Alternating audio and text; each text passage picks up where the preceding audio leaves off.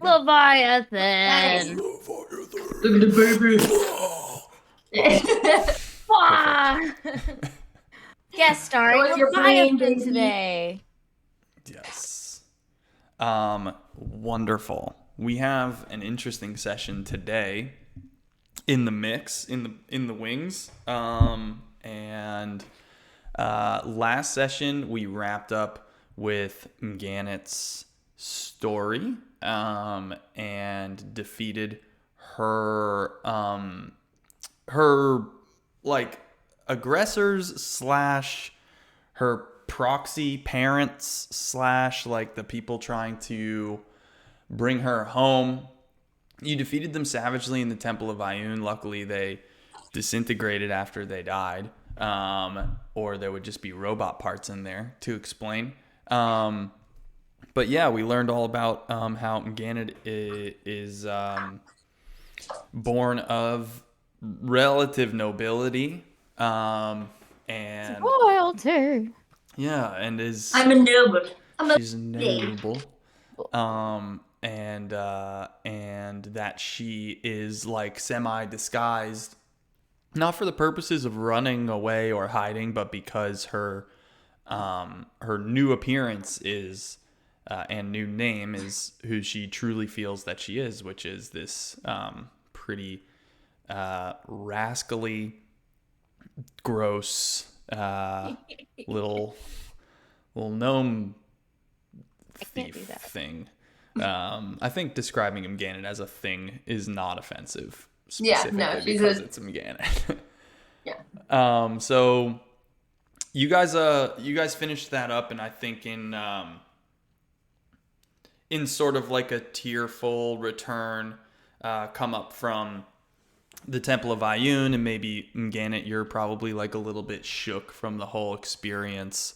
You've got Nathaniel on your shoulder, maybe in your pocket. Where is he when you're just chilling? Where's Nathaniel? I think he's on my shoulders. He's on your shoulders, just like is he like a hyper weasel, or is he like just kicking it, or what? He's just kicking it. He's just here looking around. Yeah, he just went through it. You created him, and then he fought 5-armed octopus robots that could do magic immediately. So Leviathan has some catching up to do in terms of the expectations of newborns in this family. He'll be ready. Family. Okay, good. Great. So you guys are coming back. Gannet, I imagine that you're probably somewhat overcome with emotions given how much just happened.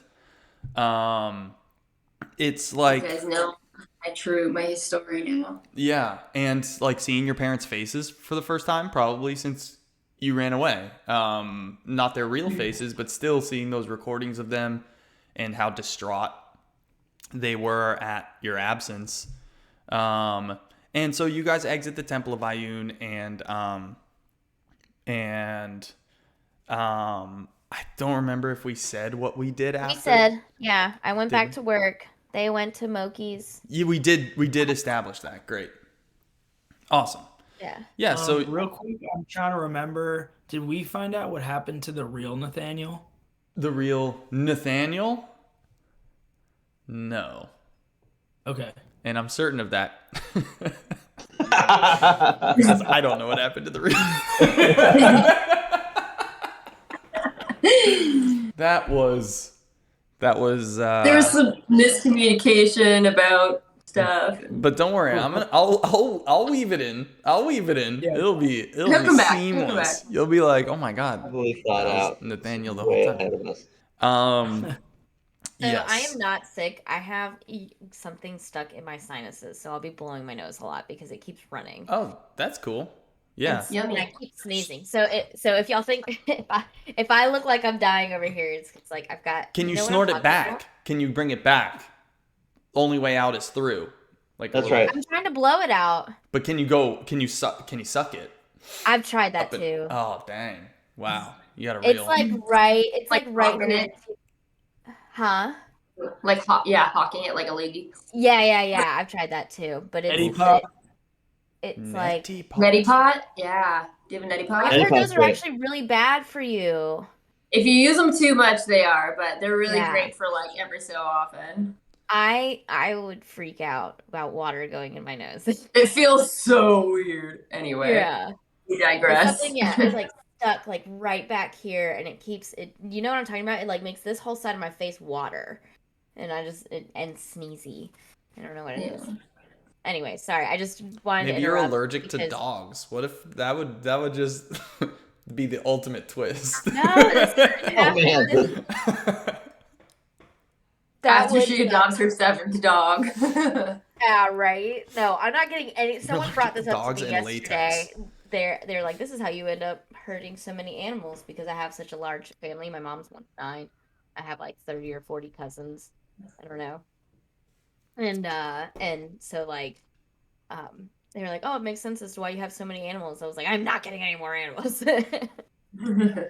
Oh, I'm surprised that Elva has no animals, but that makes Oh, sense. yeah. That she makes works sense for too her. much. She wouldn't be Yes. able to, and she punches horses in the face. Is that a thing? I thought it was a one-off. I didn't realize No, that was. it was. I'm just joking. No, she's a horse puncher. That's canon now. That's canon. It is certainly Canon canon. now that Elva. No, she Yes. just works too much. She wouldn't be. She loves animals and will always take care of them, but because she sees them as truly innocent. But Yeah, she just does not have the time to. She's working all the time. true. So, you guys are gonna head to Moki's for a celebratory,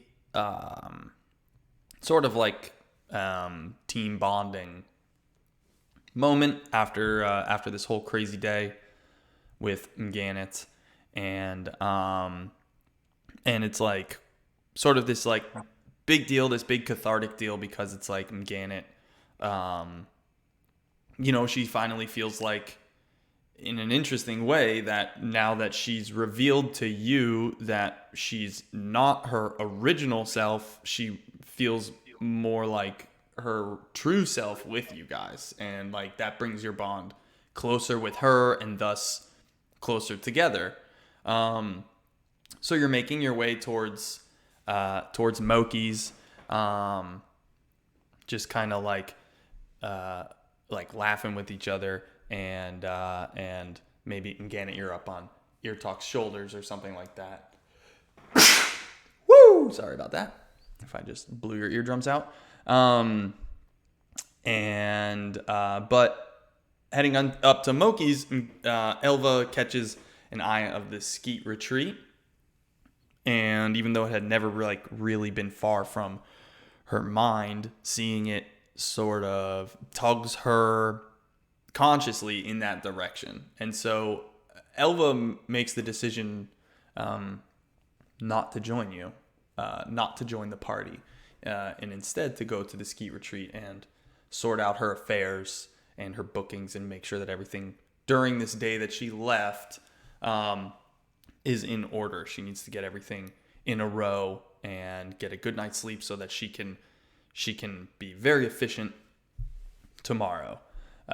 And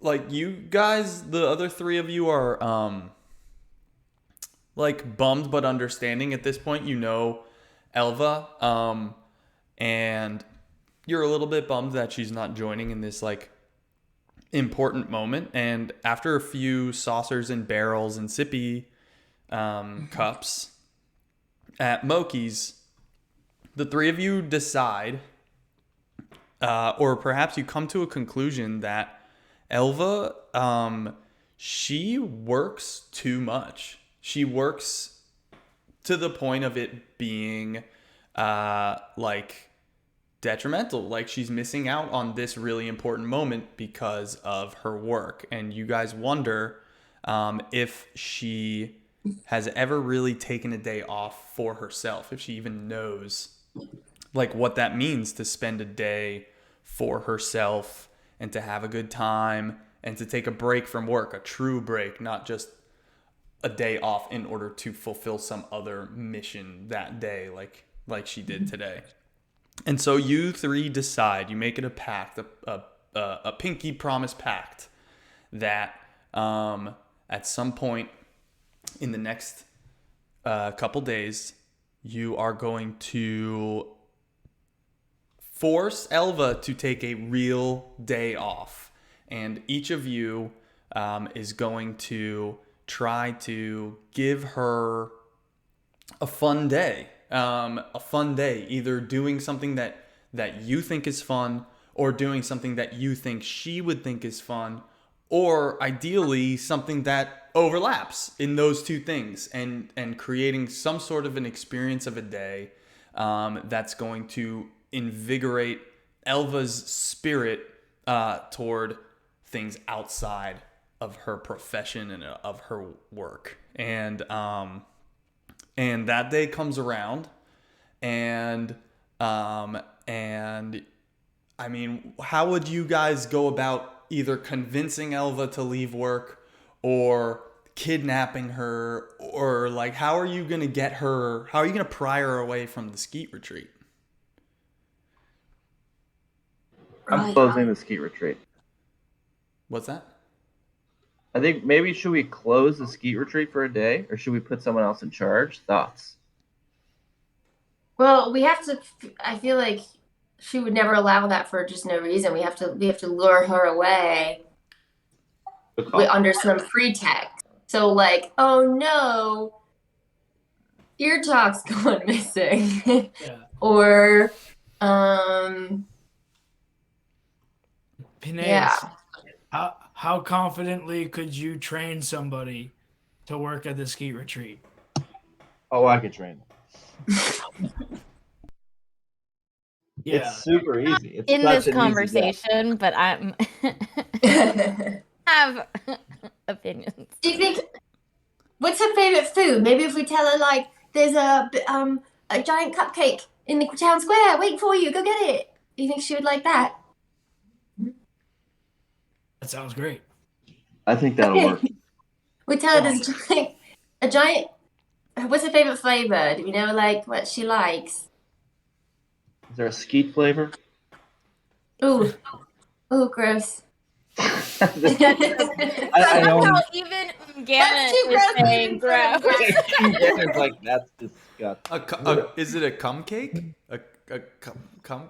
It's like it's not real. You know, love that. it's like the Harry Potter puke beans. You know what I mean? Like they don't really taste. Actually, I think we might be onto something here. If we tell her there's like an expo in town and they're doing like weird food shit, she might use that, for her retreat and say, "Oh, they got some really kinky flavors there." I think it's great. We should have a big expo with lots of different intricate characters with all sorts of names they have, and like all sorts of like really detailed specialties. Like I think that would really get her out. It's so good how hard you're shooting yourself in the foot right now. I think let's just bake a cake and we'll put it in the town square and we'll tell her it's cum flavored. You guys do know that you're lying to her. You don't need to. I mean, it's cool. You can make the cake, but I think it should I'll be say, authentic. look, I got this cake from the thing in the town square. Okay, maybe we don't need to do cake. What do you guys think? We might have something. I think she'd like the authenticity. Maybe we could go to the stables and find what we're looking for. Special We ingredient. tell her that Jeremy's acting up again. I don't think that's what Pat was implying. Something just Pat came was to me implying horse actually. cum. I'll be working security for this poker game she might be interested in. Is she into poker? She gamble. No, but she might be into the clientele. Oh, I like where this is going. We've got some high roller clientele that may want to do something after the game. This is the Industry Titan Queens Guild game that happens once a year. Ooh. Interesting. All right. Seems. I like it. Yeah, so you should tell her about it. Well, I was thinking it could be a surprise. with a I'll cake. have a carriage pull up in front of the skeet retreat. A nice, beautiful carriage, and see if she'll get in. Are we That's actually good. taking her to the poker game, or is this just a ruse to get her out? Either way. All right, you There guys, is a should real be you down guys. for I poker. think it's within the realm of character that you guys, with your absolutely no coherent plan, charge in and speak to Elva now and try to get her out with a carriage and a cake and horses or whatever We plan. each have, yeah. Yes. And So we're like I think we got this figured out. Yeah, and you're just all on different pages. Oh, but there's a cupcake in a carriage, and there's in the horses. And come quickly, Alba. I'm serious. Come down. Are Like we this actually cupcake. role playing this? Oh, okay. I was like, oh. Yes, they are now. Okay. They burst into the ski retreat. Okay. And Mganet is you're behind the counter and she can't reach. She's jumping up at the She's counter like hanging and dangling her feet. yeah, which I her find feet are kicking. so cute. I'm like, she's yes. telling you about this Can I help cupcake. you? Is there something you need? I'm quite busy right now. Cake. I found a cupcake in the town square. I can't believe it. It just seems like that's so up your alley. I thought you would want to see it. Also, there's a poker game. The winner gets more cum cake. I have questions. Did you taste the cake to find out that it's a cupcake? I think And you don't have to or taste did you shit just to know it find a tastes good. cake and assume that it's a cupcake? No, we made it. I've been milking all morning to make this Yourself? cake. Ew. I took it. I went to see Jeremy, and It's a horse. It's a horse cupcake. it's horse cum because we know you like horses. Seabiscuit or biscuit boy. I know it sounds Halloween. crazy, but we just want you to come see it. Just come see it real quick, and then you can come back. We just want you to make sure you see it. I don't know if Please, I want to do this cake. All right, here's the deal, Elva. Okay, let's cut the shit. Okay, Yeah, let's cut the shit. When are you coming back to work? we're worried about you. You're working too hard. We think you're gonna burn out. This town needs you. This town needs the skeet retreat, and it can't have the skeet retreat if the queen of the skeet retreat is all burnt out. We need you to take a full day off. We need you to recharge, to relax, and we want to know what you want to do today because I got 15 pounds of cum cake and I got nothing to do with it.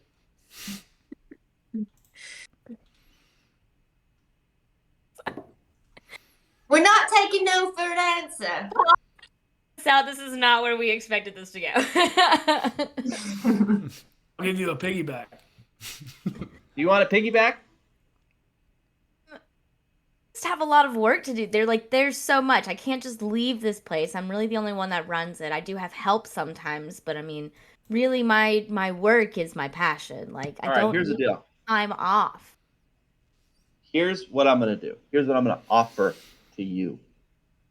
I possess a very specific set of skills, okay? Yeah. One of which It's is not unseen servant who can perform mindless tasks, much like the tasks you perform at the skeet retreat. Are you saying that my tasks are mindless? I think they can be, if done correctly. Through it, you know what? I think I'm just gonna let your talk take this one. Your talk, you had an idea, right? You had a great idea. Yeah, I mean, Pineas can always run the shop. No. I don't know because there's a lot of this No, thing. he I told can me he's barely fine get with him it. to He come feels in really to do his confident. usual duties. Wait, Pineas, hang on. No, Let me just make this. He's Let gonna me, write the training program. Pineas, you wanted a brainless, mindless servant to do this, but then when you're asked to do it, you're not sure if you're cut out for such a difficult task. You're 1 HP, 1 AC, mindless. All right, yeah, no, it's cool. You know what? If it means you're gonna get out and relax, I'd be happy to run the ski retreat for a few hours. Or I don't trust Elva, you. you're such a good leader, and you're such a good delegator, and everyone, you've got such a good system going here, and everyone knows what they're supposed to do because you taught them. You set this place up to run really smoothly, and that means that you don't have to be here all the time. So trust that you taught everyone here that to do what they're gonna do, Awesome. and yeah. Gannett? If it means that much to you, Oh, okay. if it means that much to you, what were you gonna say, Bob? Nothing. Go ahead. Go ahead. If it means that much to you, I will go to whatever this poker game thing is, but please don't bring the cupcake. I don't want anything to do with that. Yay! what am I And I supposed to start do? grabbing her sleeve, and I pull it off. I didn't ask you to do all of that, so The United States didn't ask for Statue of Liberty, but that turned There's out no to be United one, States or Statue what of Liberty is in the this world. United States? None of those things exist. I've heard of a land in which a gift was given. Nope. I mean, you could have gone with the ears that are on your head, but I mean, it's cool. No. Yeah. That's pretty good. Yeah, That's pretty good. that would've I been should have. Yeah. Regardless, it sounds like Elva, you've agreed to leave begrudgingly agreed to leave Very the begrudgingly. If it's gonna make them happy and it'll get them off my Yeah. back, I will Yes, it'll go allow you to this get back to poker work. game. Yeah. The faster I get this done with, the sooner I can go back to work. Right. Exactly. Talk gets a little excited, and he's like, "No, you sit tight. You run the shop for a couple hours. Say like, what time is it now?" It's like wait. Time doesn't exist. Whatever in this world. time. Whatever time. Okay. Fuck it. It's like noon, Great. and Ear Talk's like, okay, great. Just be outside the skeet retreat at like 7 p.m. Okay. What should we wear? No, the two of you are gonna run the shop. Yes. Me and him get it Phineas and Megadeth? together. We have other people. They're supposed to come along. Maybe during this time of 7 hours that I have to wait, they can. We can do that entertain too. me. Yeah. Okay. They can do their own individual thing. Yeah. We created a number.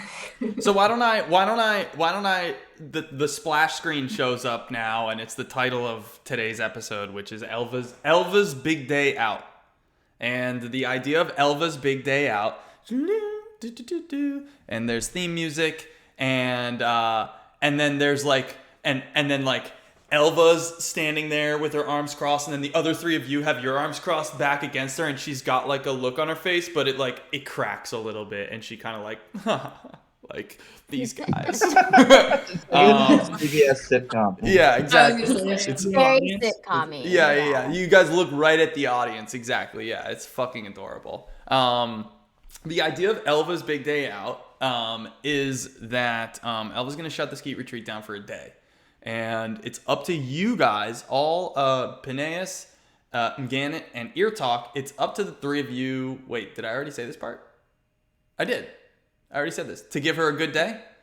Yeah. Oh, yeah. So you're each going to get your own isolated time with Elva, and your responsibility is to come up with a general idea and then kind of improv out this scene in an attempt to get Elva to understand the meaning of self-care and personal Christmas. time as separate from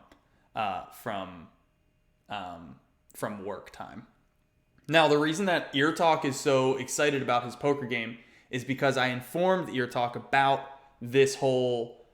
I informed Brendan about this whole plan here like a couple days ago, so that he could come up with his version, and he would go first, giving Pat and Ellie time to ruminate on what they'll want to come up with. Now, I don't want it to be too good. I want it to be a little bit of a mess. I think we all do want it to be a little bit of a mess, but that's the idea right now. So do your. I mean, it's already a mess with the cum It's totally cake. a fucking Really mess. hurtful. Phineas is covered in jizz. It's Like Covered in cum for horse nothing. in Jeremy's horse jizz. Which of all the horses, why'd you pick the sentient one? It was the easiest to get. Why'd you pick Jeremy the one is that just over there talks? smoking a cigarette somehow. And he's like, yeah, that was a good day. I'm not an animal handler. His hooves are like I'm this. a master of words. Yeah. Okay, that's true. You That's talked him into coming? I did. I had to. It was a I had great to talk to poem. him. A good. He a really good artically poem. charmed him into coming. I suggested that he go and jerk off 15 times in a row and do a Wow. thing, Nice. and he Okay. did it. I thought It he's in a works. lot of pain now. 15's a lot. I gave him some chafing cream. He should be fine. But like 15 times Chafing is a potion. lot of cum in horses. Horses come a lot. Yeah. Like, Big cake. It must be. You He's gotta see this fucking dehydrated. thing. He's drinking water. Feeds the whole town. Yeah, this is it's for the festival, Oh, the God. cum festival. Yeah, Okay. so when this started, I was expecting you guys to be like, what should we do? And I would like swoop in like,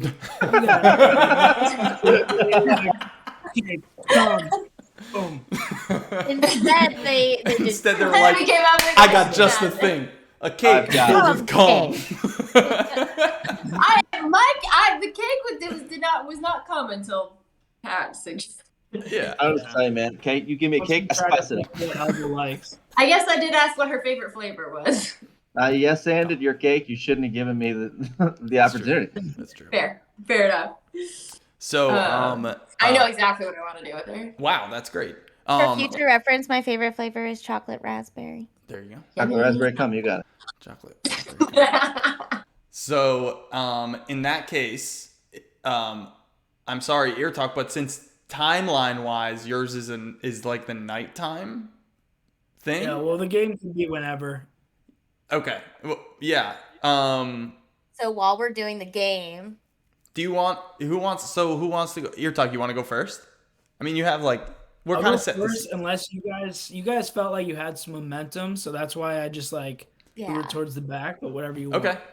I can go first because I think it'll be like a good, yeah, she'll be primped for the rest of the day. All right. Great. All right. So Mganet's up first, and the way this is gonna work is, I just want it to be seen just with Mganet and Elva, and so you two are gonna run the skeet retreat, and then maybe at the end when Mganet and Elva's scene is up, you guys can give us a fucking brief rundown as to how things went.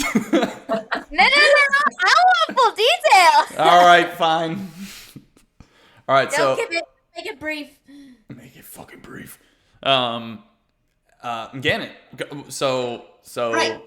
So I take her by the hand and we start running out and I say, bye boys, we're gonna have some girl time now. And yeah, I take her out of the skeet retreat and we're gonna head down kind of towards probably the riverbank. And we're gonna find a really nice like mud pit. And there's a special area that I think Janet would know about that's got a really good mud pit. And I'm going to say, the first thing you need to know about taking care of yourself is taking care of your body. And sometimes you got to take, you got to take a mud bath and just do a little relaxation. And so let's get in the mud. Take your clothes off, and I'm naked already. Where are we? The river immediately runs naked. through the middle We're of down town. by the river. The We're river down by the runs river. straight through town. So are you like up? River I runs. don't care about nudity. This is like Like a marshy part of the river where there's like reeds and stuff or whatever. Okay. Sure. Fuck it. Yeah, fucking we're snowing somewhere- out. It we're is like in totally. a really good. Yeah, you get. Yeah. Yeah. Okay. Great. Yeah. So you guys. Well, Gannet, you get naked and you get right in the mud, or are you waiting? Yeah, I'm showing her how to do it. I say, you kind of get down and you got to wiggle yourself down into it, and you want to get it all the way up to your neck, so you're nice and you're fully covered in mud. Awesome. It's yeah. Go ahead, Ella. I don't know And about I say this is what the really fancy ladies in my town used to do. This was the only part of a day of my time when I spent with them on girls' days that I actually enjoyed. All the rest of it was curling hair and painting nails. But we would do these mud baths, and it was actually really, really fun. Elva has like a small endearment, obviously, for Gannett, and so she's like, so she's gonna do it. She's gonna do it begrudgingly, obviously, but she also does it because she wants to make Gannett happy, and she loves Gannett, and like kind of like the little sister she never had, sort of thing. So she like is like, fine, I'll do this. If it'll make you happy, I will try it. If you say it works, that's fine. Even though Elva takes like miraculous care of her skin, like she's like all about skincare. So she undresses and shivers her tiny little ass, her elven ass, into this mud pit. And we're just sitting there, and it is cold. I want to tell him, Cannon, it is freezing out. It's snowing. Yeah, it's not necessarily, at the mud pits that the ladies in my town we used to go to. It was nice and curated and all of that. This is the best I could come up with. But I just want you to feel pampered. It's nice. I'm having a good time. And then Elva, since it's in a marshy area, sort of, Elva casts, what is it? Dancing lights, which is really fun. Nice. And it's like 4 torch-sized lights within range, making them appear as torches, lanterns, or glowing orbs that hover over the air for duration. So she makes them little glowing orbs in that twinkle while we're hanging out. Very cute. Awesome. No one's ever seen her do this before because I've never had the opportunity to cast it. That's amazing. So yeah, so this is very nice. I appreciate it, but she's also like in her mind thinking back like to the ski retreat and not. And I see that, and I say, "Are you thinking about work right now?" Well, yes. I mean, my work is everything. Like it's. And I throw some mud at her face. Okay. Every time I see Sure. that look on your face that you're thinking and stressing about work, I'm going to throw a little bit of mud at you. So you close your eyes and you relax and you think about whatever makes your muscles go like loose. There were some like rocks in that mud, like in sticks, because you're not in like a spa. You're just like in the fucking dirt. Yeah. Like this is like not good, not necessarily good mud. It smells for sure, and there are lots of bugs around with you guys. Yep. And so that the best part. the mud to the face was unpleasant for sure. Yeah. Yeah. Good. Yeah. She's just like wiping it off. Like, I don't think I've ever thought of anything that makes my muscles go blah. Like, what would do that? The only thing I can think of is like a good day at work. Everything went well and there were no problems, and Peneus actually came to work, I came today. Not for the cake, you mean? Okay, good. Not That's my bad. Jeremy came today. But that's the only thing that really makes me just melt is everything went well, and then I wake up the next morning and do it all over again. But I don't have anything that really makes me just blah. What do you do for fun? Oh, okay. Sorry. Nothing really. I work. Work is fun. I find work to be fun. So, I mean, I don't really have anything in my spare time that I throw another little bit of mud at her. Not work. But I don't do anything for fun. The most that I've done outside of work is all the silly, crazy battles we've had, and meeting y'all, and you and Ear Talk, and but other than that, before all that, it was just work every day. I worked, and then never took a day off. I don't take days off. There's no need to. Every day, there's something new that needs to happen. Things need to be taken care of every day. There's no need to take a day off. I disagree. And I think by the end of today you will too. We'll see. I'm gonna be worrying all day about what's going on there. More mud. This time, Elva picks up a chunk of mud and throws it back at her. And now we are mud fighting. And now we are mud fighting. Yeah.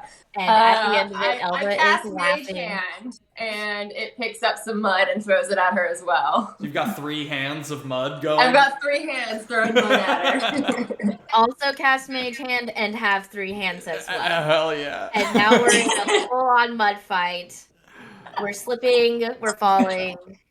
By the end of it, it's actually warm because we're out of breath. And my hope is that during that time, she was able to completely forget about work as we were mud fighting each other and laugh and just have a good time. And I did. For a short period of time, I did not think about work. I think after you guys like throw the mud and you guys are laughing, you sort of see Elva, like she's laughing, she sort of does like a you see her do like a sigh for like just for a moment, you know. And Short moment. yeah, there was a little crack, I think, from that mud fight. Okay. Now we gotta go fucking rinse off somewhere. Yeah. Yeah, Maybe we now can go, like, now lay you can in the do all river. the pripping stuff that I'm not really good at. Yeah. Would you guys like to, Gannett, do you have anything else that you'd like to do with Elva here at the mud pit or otherwise? I don't think so. Anything that you would was... like to give her? Or I have a little jar that I've bottled some mud in, and I say like, this is good facial. You can do a little face mask with this stuff. It's real good. And so when you're having a stressful day, just do a little face mask if you can't make it out to the pit. But the pit's here all the time, and I'm happy to share it. So anytime you want to come hit the pit with me, let me know. there's fucking like worms. Yeah. Like bark and shit. There's like twigs and leaves and like some worms in there. The lid is not Elva. screwed on straight. The lid is like crooked. Yeah. Yeah, Elva's for looking sure. at it. Thank you. I'll use it every day. All right. Are you guys gonna jump into the freezing cold river to clean off the mud? That's a good idea. Yeah, before we closed, right? You probably should. Yeah. Yeah. Awesome. All right. Nice. Ready? Polar plunge. Hold your boobies. These nipples could cut glass.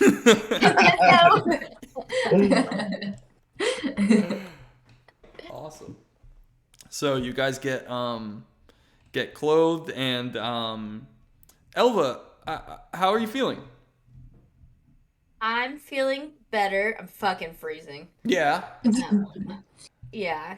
And but even though that was fun, now that it's over, I immediately think back to work and I'm like, okay, we left it in Ear Talk and Peneus's hands. We need to go back there and make sure shit's not like she's expecting things to be on fire when she gets there. For like, sure. And not in a good way.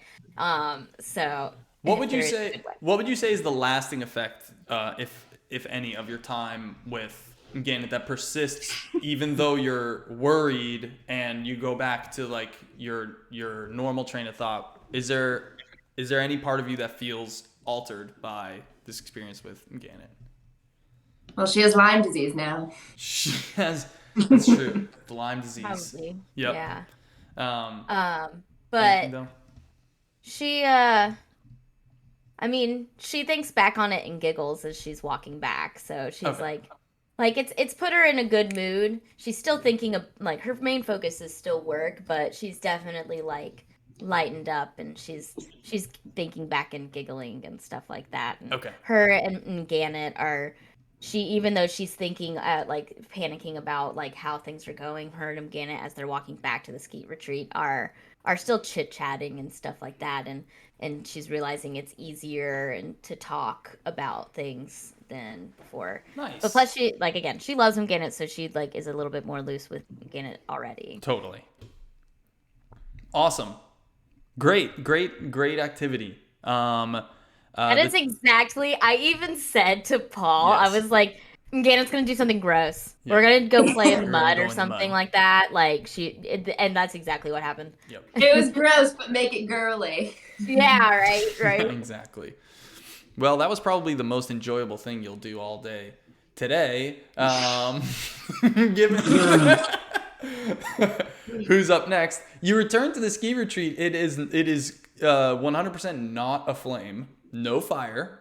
And I think that the scene that you walk into is you open the front door. Is there a bell? Ding-ding. Is there a bell to indicate? Yeah. Yeah. Right? Yeah. Or discreet. Yeah. More discreet. When you open It's the door, just just a go. dildo, just a little bit. It just goes. Is there a whip? When you open it. I've been meaning to WD-40 it, but it kind of works, you know. The door creaks derogatorily as you enter the ski. And awesome. And what you walk in on is you can see that Ear Talk has like a pair of like reading glasses like down on the front of his nose, and he's like working on the books and stuff behind the desk, and he kind of looks like a librarian sort of. He's like an old man. Gigantic Two librarian. tiny glasses because he's a He's so- half orc, so like they're so- small. He had to like Mr. break off Potato the Head sides. glasses. Yeah, they're glasses that are one of them's hanging down on this side, and he needed to make like some big like. He like broke, or super- maybe he like broke them off. Yeah, and he broke them, and there's only like a this stick in part the- is like sitting on his neck. Yeah, and they're just down, and Phineas is on the floor in the lobby on his back, and he has like some sort of a like a ball, like a bouncy ball or a medicine ball, like a soccer ball or something like that, and he's on his back and he's kicking it like this, just like up in the air, while reading a Uncle John's Bathroom Reader 101 Best Jokes Ever, and just shouting them out at Ear Talk while Ear Talk does the bookkeeping. And that's what you walk in on. Ear Talk. He actually doing his like daycare duties and. No, there's no kids. Children. Nobody drops their. No, he's children reading it anymore. for his own. This is all for his own entertainment. We have it canon that he does a daycare that he runs. Yeah. Yes, yeah, but he's not. There's no way people are now still dropping their kids off after rumored a kid has just disappeared in this place. I Did he just disappear, on or he The got kid abducted disappeared to the from. place? No. Griswold took that child from the world And he. and brought it to Sorry. the ski retreat, which then you got it out of there before anyone noticed. We Yeah, have yeah. manifesting children in here. Yeah. Okay. Yeah. Yes. Yeah. No children were here and disappeared. He just took that child Yep. from somewhere Yep. in the world. And there's been no investigation, so like None. maybe yeah. Anyhow, how did things go? Totally not going to come back to bite us in the ass or anything. No, definitely No, not. fine. Definitely not a supervillain origin story. Yeah. Benes and Ear Talk, how are things? Did everything go well? So yeah, Alva walks in and Ear Talk says, "I really love what you've done with the filing system here, and all of the clients who came in, I followed your system to the T accordingly. Thank you. I'm very impressed with what you've set up here." I'm very proud of my organization of the files. They're my favorite thing to do whenever I'm bored. Ear Talk, You was are there? without a doubt a business-minded woman. I'm just gonna be honest with you. The second you walked out that door, I completely forgot that I was in charge. The second you walked out, literally, I fell and then I found a ball, and I was really distracted by it. But it seems like A everything ball of went well. yarn. Is it a ball? It's a ball of yarn. It is a ball of yarn. Yeah, To me, it is. 100%. Yeah. But look, everything's great. See, I can do this. I did Talk, great. I appreciate you running the place for me. I ran this sector to the T. Mm-hmm. Okay. Ear Talk, Yeah. was there any part of you that thought about potentially stealing from the ski retreat or cooking the books in any way while you were in charge here? I had that same thought. If it wasn't Elva's big day, I totally would. Okay. but you resisted it for Elva, or was it out of fear of getting caught by her, or? Yeah, because Elva would No. murder. Yeah, I don't think I fear consequences that Okay. enough. Ear Talk just Maybe he doesn't steal from friends. yeah, he doesn't steal from best friends. Okay. All right. It's been a long time since you've been in charge of a book like that. So Right. Yeah. One day I think isn't enough for me to become corrupt. Yeah, that's fair. Awesome. And it was really only a few hours. Yeah. All right. Great. Excellent. So who would like to be up next? Ear Talk or Pineus? I can go next. Oh yeah? Okay. Sorry, Brendan, for putting No, it's good. He's always been thinking about this all week. Yeah. We can, you know what? Hector can It has go. like characters and stuff, so I feel like it's best last. Yeah. Okay. Great. Okay. All right. It's Pineus' turn. So go ahead. I have one idea, and I'm really hoping this pans out. So question. Can I Question. walk away while you do this? I'm gonna go. I need to heat up some coffee. Sure. Yeah. Go ahead, you son of a bitch.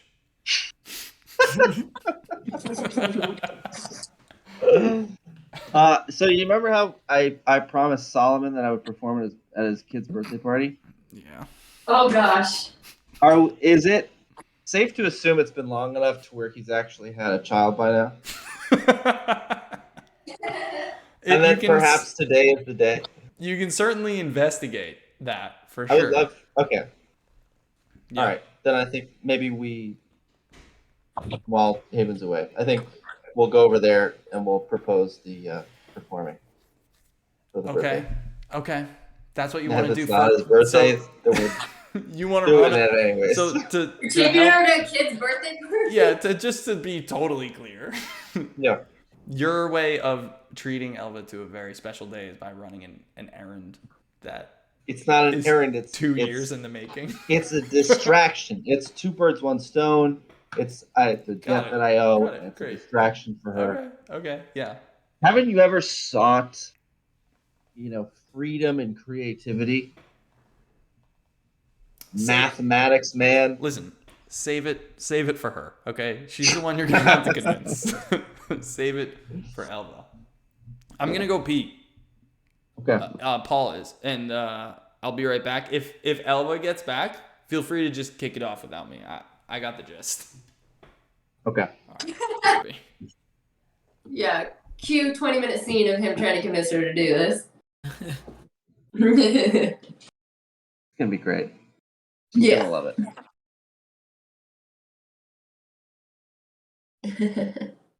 The kid quieted down. Is he okay? He was taken. He was abducted by the child's mother. Liam Neeson came Yeah. through. I'm planning on using my special set of skills to locate him. Yeah. Good. Yeah, he's chilling. Because Gemma had a rough night last night. Oh, she okay? Yeah, she's good. It wasn't like personal rough night. It was with Levi. He wakes up a couple times a night, and usually he wakes up and you feed him. He goes right back to sleep. And on her shift, he woke up and then just did not go back to sleep for a while. Oof. So she was doing some sleeping in today, which is well deserved. Yeah. There's Yes. a reason there's 2 people involved with kids. Oh shit, dude. Yeah. There's I have to go grab my coffee in like 4 minutes. I brew my coffee like tea because I don't want a coffee French maker. press? No, I have like little tea. Oh, net. like in the like things. Yeah, I grind my own coffee and then I put it in like what you would normally put loose leaf tea in, those little steepers. That's cool. And I do it that way because I have a kettle, an electric kettle, and I Mm. don't want to make a whole pot of coffee and have that on That's a my lot. counter. So I live Yeah. alone, so the steeping works. Okay, that's perfect. This shouldn't take long. So here's what we're gonna do. Oh no. How would you like to step into the shoes of one of the world's greatest entertainers today?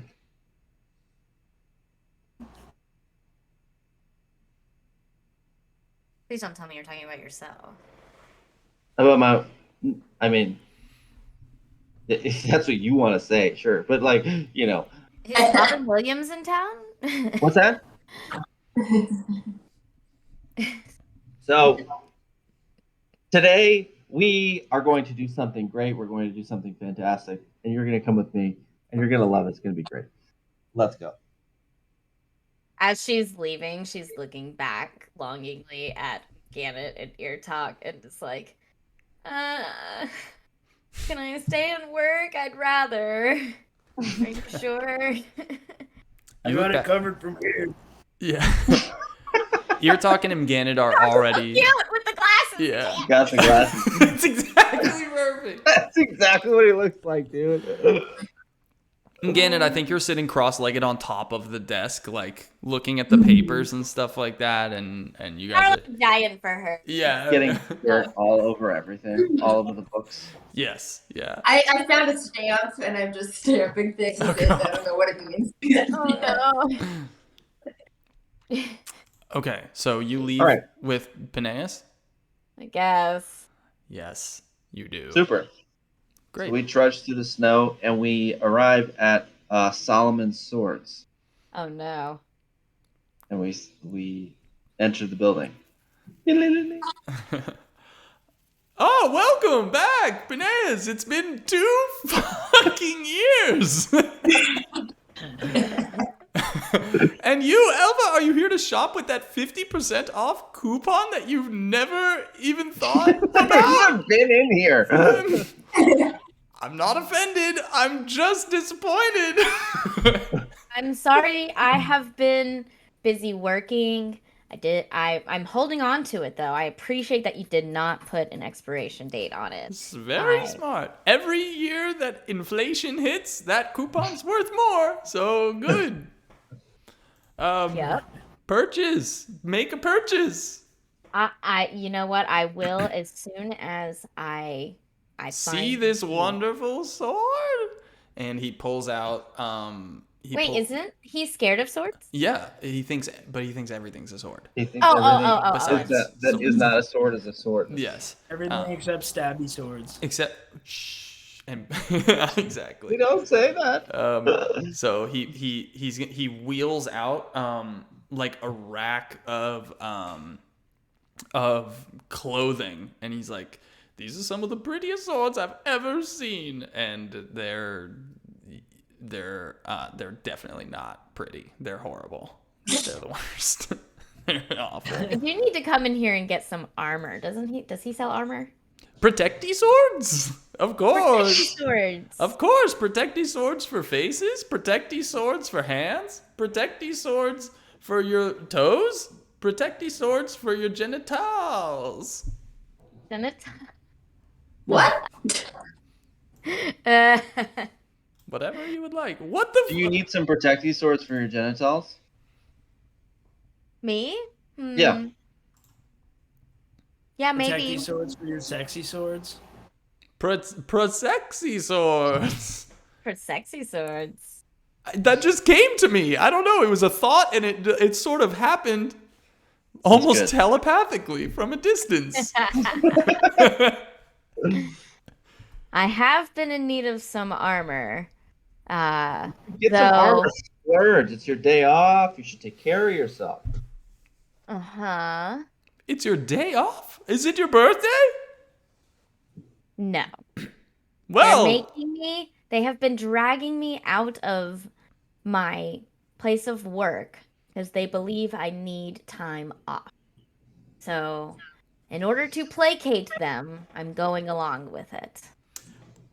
as luck should have it. Would you like to have some fun today? On the house, on Solomon. Yes! It's a total crazy coincidence that there's a party happening as we speak that I'm not attending for whatever reason. I should probably be there. Actually, I forgot about it until you mentioned it. It's my...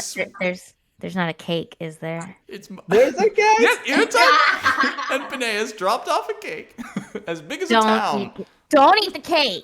Shut the fuck up. It's a really good cake. That's the only guy I can tell it to. I'm allergic to Look cake. very exhausted. It's my sweet son's 34th birth sword day. and he would love to see if I remember correctly. Yeah. Pinez, you made me a promise. Yeah, that's not why we're here, though. We're here to give Elva Too a late, day Buckaroo. off. I'm cashing it in. Also, I'm cashing it in. Come on, you two. Into the back, in the basement. Come on. Into the basement. Let's go. Come Into on. the basement. Elva, let's go. Don't ask why we're going. Let's go. Oh, no. In a basement? Oh. Yeah. You love basements. No, I hate underground basement anything. But that special room you have, that's in a basement, isn't it? No. Just imagine we're going there with the whips and stuff on the. Remember we were there? That's on the basement. No. I don't know why I just imagined that to be in a basement. Okay. Anyways, imagine that's in a basement and you love it. Let's go. Elva is like having a panic attack on the way down. Great start so far, Pinez. Here we go. Trevor, here we come, my little birthday boy. Come on down. You go down into the basement of Solomon's swords shop, and in the basement there's just it's well lit. Don't fuck me on this. It's well lit, but there is just a 5 or 6 sort of like scarecrow figures sitting in chairs, all facing in one direction, and there's a microphone at the front of it, and one of the scarecrows has a birthday hat on, and he says, "Jeremy, it's look who it is! It's your favorite." "Oh yeah, it's Phineas. He's my favorite." Wait, didn't you say Trevor? Trevor. His name's Trevor. Yeah. Jeremy is the horse I punched in the face. But Trevor. Trevor, he's my sword. I mean my son. Sorry, sometimes every now and then, once in a blue moon, I accidentally use the word sword improperly. Jeremy is a horse, and Trevor is my son for 34 years, and today's his birthday. Say happy Phineas turns to Elva and is basically like, I'm going to be honest with you, this is not at all what I thought it was going to be. I thought this was going to be a fun birthday party. We'd have a little bit of cum cake, and we'd have a nice afternoon. Hey, I can hear you. First of all, it is totally fun. It's totally fun. Okay? I think, you know what? I think we're actually just going to take off. It's literally, you owe me.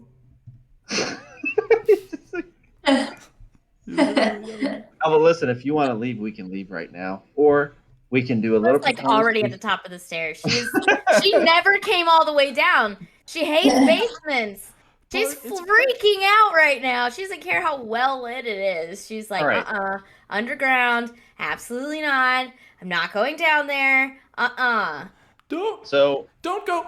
Don't go. It's my birthday. Your Solomon, birthday. this is. Oh, hold on. Alva, don't leave. Don't leave.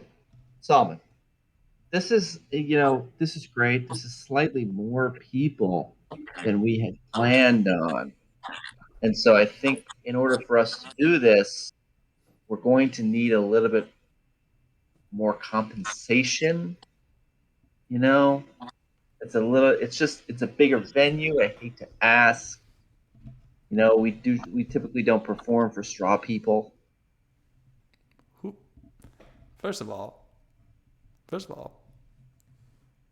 the interest alone, the interest alone on your debt, ooh, staggering. Second of all, it's 5 people. I know that's a bigger crowd than you're used to. That's a lot. There's always next year. There's It's always a next birthday year. every year. Yep. I'll just do my act, and I hope that's enough for sweet Trevor, Okay. my All right. sweet little boy he's contracted the illness. And okay. What illness has he contracted? Crystal crystal bones. Crystal bones? He's got the crystal bones. That's pretty dope. No. Pretty let's fucking harvest cool the illness. bones. It's pretty dope. Yeah. Can they be harvested? For sport. Yeah. That's right in the basement. Yeah. Yeah. Okay. Okay, bye. Okay. Elva's already gone. She's out the door. She We're up left. the stairs, and then Solomon's still in the basement, right? Yeah. All right. So Pinais is gonna close the door and sort of semi-lock Solomon in the basement for a moment, Okay. and then he's gonna turn to Alva and say, "Listen, this is why we're really here. If you want to pick something out for yourself, I want you to have a nice set of armor or like a nice sword or like something nice. Pick something here, and I will take care of it. And then we'll just leave. I'm not stealing. You're I not just stealing. want- I'm paying for it. This is a deal we made. This is a thing. This is what we do. He said something about a debt. I'm not familiar with that. I did not hear that part. I think Elva is just upset because of the basement and wants to just leave. And it's like, can we do something else? Can we go back to the ski? I don't care. I just don't want to. That basement just freaked me out. I don't want to be here anymore. You don't want a nice set of armor? I don't think I can even think about armor right now. I'm so freaked out about. While you guys are chatting, you can hear Solomon's voice, and then it sounds like he's pressing like a laugh track of some kind down there. There's like canned laughter every now and then. Performing for himself? That poor man. And Peneus is nothing but an asshole to him. Well, Peneus is an asshole to everybody, so. I'm a nice man. I'm trying to give you a gift. Pinais, he's actually feeling a little sensitive. And he's like, listen, I wanted this to be a great day for you. I wanted you to have a nice gift to get out of here with. I thought that it would be fun to perform. I didn't know it was going to be creepy little straw figurines in a basement. I thought it was going to be a fun birthday party. We'd have some cake, and then you'd pick something out on the wall, and then we'd leave, and you'd have a great day. But, if you want to just go, that's, I guess that's fine. Fine, I'll pick something out. I could use some new armor. Okay, great. And she picks out. I don't know what armor I have. Can you just retcon this later? Whatever armor. Why don't you just describe what you pick? Just describe what it looks like, and I'll build the stats into it. Okay. Normally she wears like a bikini top and it magically protects her midriff somehow. Totally fine. You know.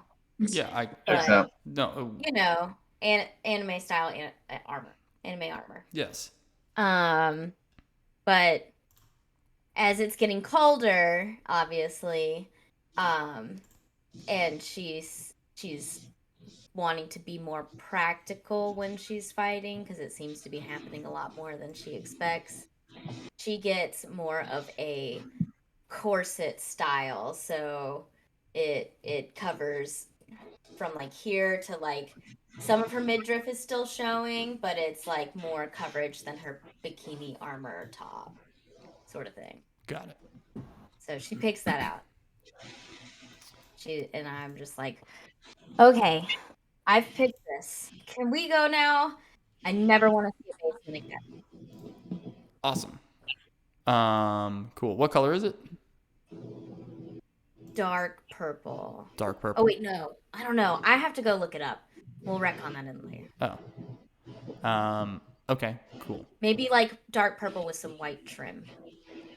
So Very cool. Yeah. All right. Great. And Okay. then, The price tag on this item says 350 gold pieces. Mm-hmm. Yeah, I'm gonna take care of that. Elva, I'll meet you outside. I'm just gonna chat with Solomon real quick. So why don't you hop outside, try on your new armor, and I'll take care of this. okay. And she hurries out the door because she is so ready to be away from that basement, as far away as possible. Okay. Cool. Yeah. While that happens, Pines is kind of just inside, and he just kind of walks around and like doesn't really do anything. He just kind of makes it look like he's settling the bill, and then he walks out after Alva and just goes, "Great, we're all set." Okay. So full on theft. Sort of. Maybe he shuffles some things around to make it look like there was never anything in that place. Yeah, because So she knows you're using her coupon? Yeah. Did you leave the coupon? No, you save your coupon for another time.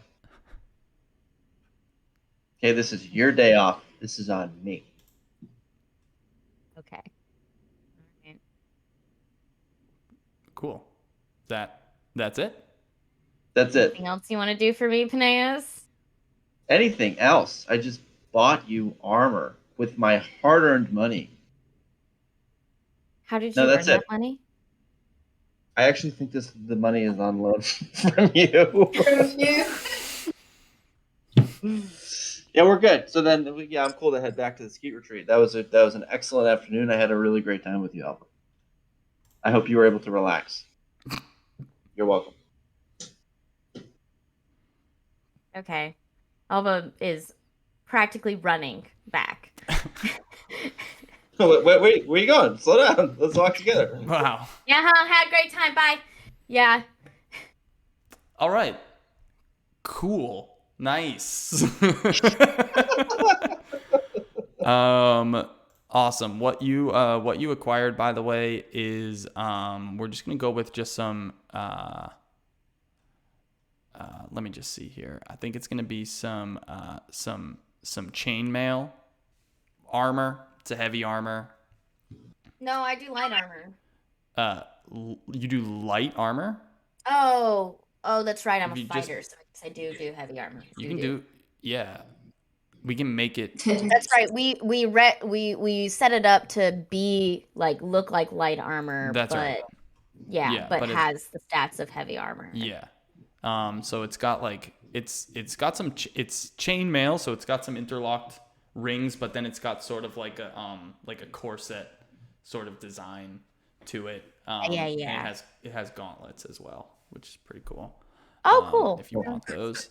Yeah, and it is it's made out of adamantine, so it's pretty strong stuff. Whoa. Nice. I think we'll go with that. That might be a little too strong, but we'll go with it. Fuck it. Okay. Yeah. It is an armor. You're welcome. It will boost your base AC to 16. You know what? Maybe we should just do regular chainmail. Yeah, do regular. I don't want Let's to just go buff with myself regular. so much. Well, regular Just chainmail fucking- boosts your AC to 16 as well, Oh, okay. but gives you disadvantage on stealth, and yeah, the other one made you impervious to crits, which is no, that's too strong.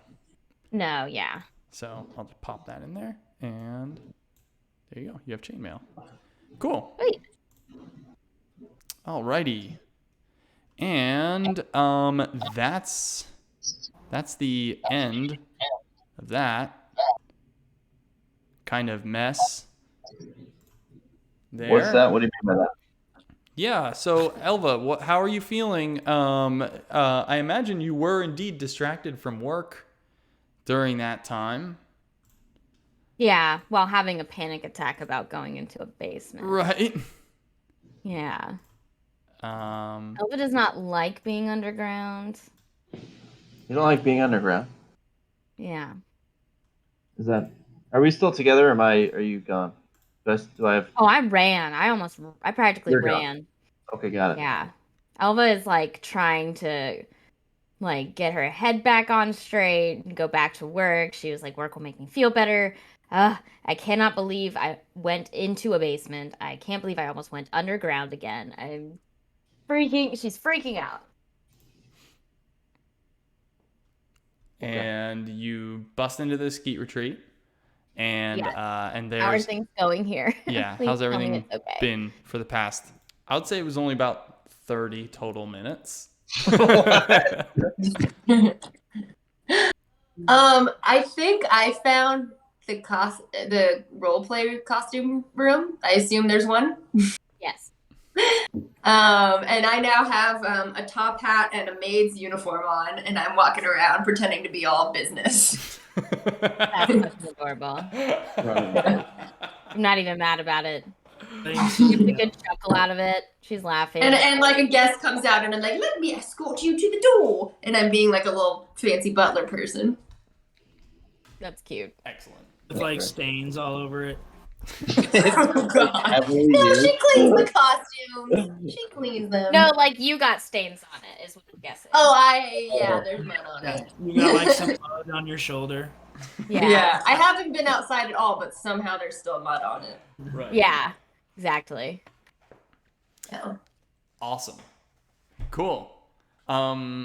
Great job, Peneus. That was exactly as selfish as I expected it to be.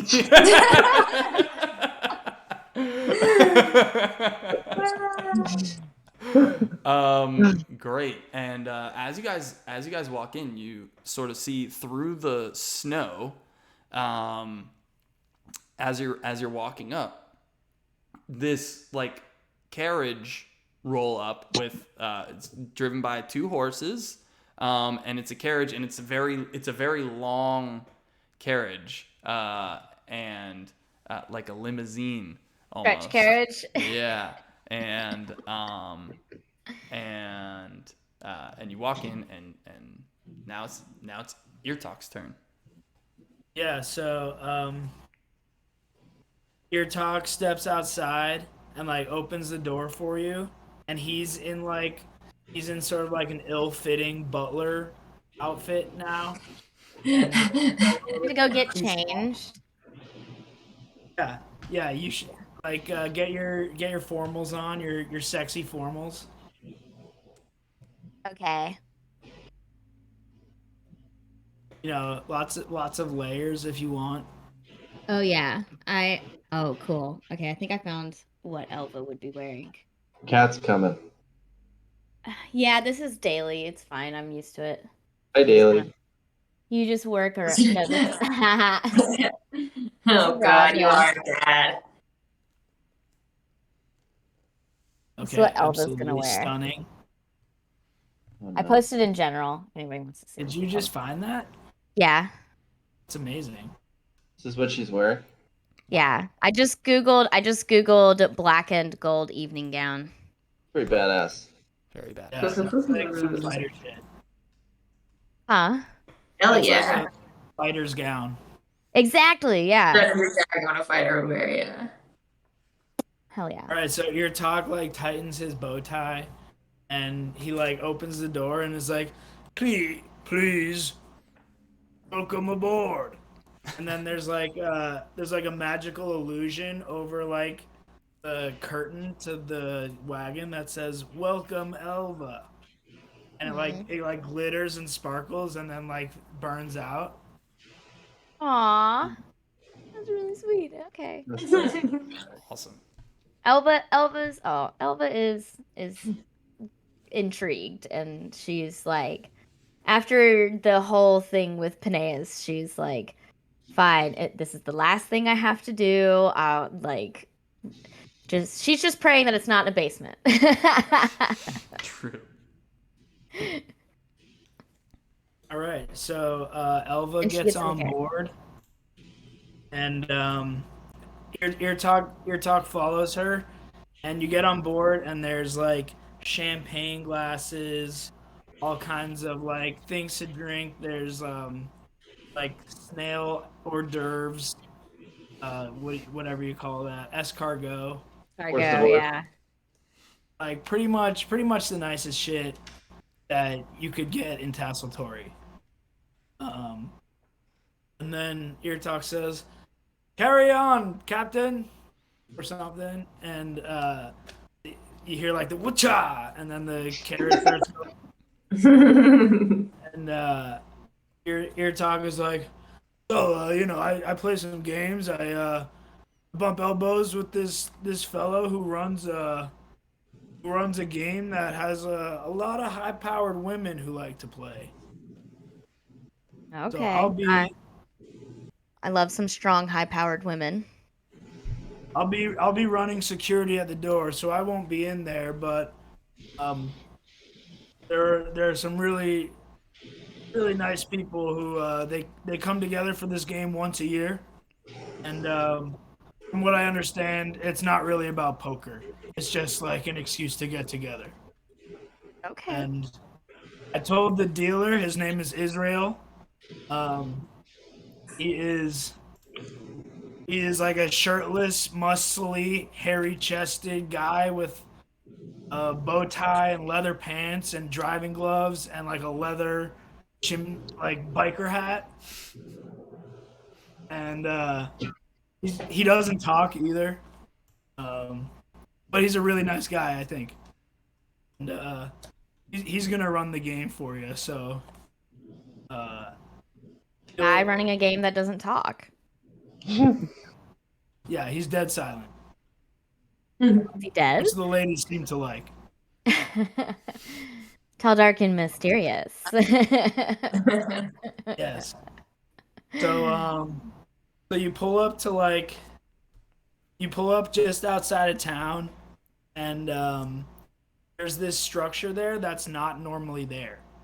Um, it's like a module building, but it's like way more ornate, and like there's like gold trim on the corners, and like everything is super beautiful.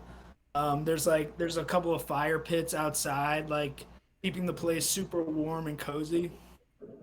And you walk in, and Ear Talk like holds your hand down off the carriage, Aw. and um, he's like, "You if you'd like to join these ladies, I put in a good word for you. I think these could be some good friends for you, according to what Israel told me. I've never met these ladies, but they seem like pretty hot shit." Israel, the one that doesn't talk. Yeah, that's what he signaled to me. Ah, gotcha. Um, Yeah, so happy to. Uh, I um I know a thing or two about poker. nice, nice. Um, so he sort of like he like starts keeping. He's still in his like shitty butler tuxedo, but he's like chilling outside. And he opens that door for you, and there's like this candlelit kind of spooky Halloween vibe going on in there with like massive candelabras and like a big chandelier in the middle. and there's like a bar with all kinds of like wine and liquor, and there's like cheeses and desserts and much like the best spread you can imagine. Egg rolls, whatever you're vibing. And Word. when you look in there, and first off, you notice Israel. He's like the biker looking dude with no shirt and a bow tie, and he like salutes you, and he walks around, and he pulls out a chair, and there's a table sitting with 5 women, and one of them you recognize immediately. If this is okay with Paul, Totally. it's Jolenith Nice. Nice. Of course. sitting there at this table. The mayor Howard, of Tassel, as you know. So Jolenith says, "Elva, it's so good to have you. Your talk told us you needed a day off, and Israel here and I decided it would be great to have you as a female CEO. There are very few of us, and we like to stick together. So please welcome yourself to the Industry Titan Queens Guild poker game, Whoa! 10th annual." 10th annual. Wow. Well, thank you so much for having me. I guess I didn't know this is something that happened. I'm always working, as you know, so never really take time to realize these things are going on unless it's more of a private event that people don't know about anyways, but Yes, well, to be honest with you, it is private. Sometimes it gets a little crazy. Yeah. well, I'll tell I you, run the ski retreat, so we all know I'm used to crazy. the only real rule here is if you don't feel like paying your losses in the pot, you may opt to take off a layer of clothing. Oh shit! Oh God. Should have worn more CEO layers. to strip poker? Literally only wearing a dress. Yeah. You got naked once today. Your talk said put on some layers. Okay, so sitting around, including Julenith, 3. There are 5 women plus Israel. The first one next to Julenith, clockwise, is a young gnome woman, and she is like her outfit has like big puffy shoulders, and she's tiny, and but she's also got like some like cool, not face paint, but like cool makeup on. That's also kind of like spooky and like dark eyes. And she introduces herself. She says, "Hello, I'm Dirty Gertie. Dirty Gertie. Dirty Gertie. I am a renowned abstract burlesque artist." Oh, okay. Abstract. Abstract. Abstract burlesque. Yeah, I guess she probably uses like magic to distort like what is visible or something. Okay. And I guess all gnomes have a British accent. Yeah, that checks out. Yes, it's so good to meet you, and I can't wait to get dirty with you. How is German? Well, I'm German. certainly used to getting dirty, so especially after Absolutely. today. And to her left side is a tall dragonborn woman, and she's in like a business looking suit, and she has a very like esteemed look about her, and but you can also tell she's like got a good sense of humor. She just has like a fun but outgoing alpha kind of vibe. and she reaches her hand out and she says, "I'm Teresa Lang, heiress and CEO of the sausage company Spicy Links." Teresa? Teresa. Teresa is her name. Yes, Like Teresa. My parents had a good sense of humor too. Teresa Teresa Lang. and chorizo. Spicy. Yes, Teresa Lang. And yeah, she says it's a pleasure to meet you. And your talk has, well, actually, I don't know your talk. Jelenith has told me so much good things about you. Really, the strongest running business for the oldest profession in Tassel. And you know, you having been from Tassel and having gone to um, the uh, the other town, uh, Cornucopia, is you would know these women if they were local, Mhm. but they're not. Uh, they all come from around. Jelenith is sort of like hosting this year. Um, Gotcha. this is it doesn't always take place in Tassel. You haven't missed anything. Gotcha. Um, yeah, but these women all know each other just kind of from uh, like conventions and stuff. Oh yeah. I mean, Um, Jelenith as a mayor probably has to talk to other surrounding cities, you know. yes, exactly.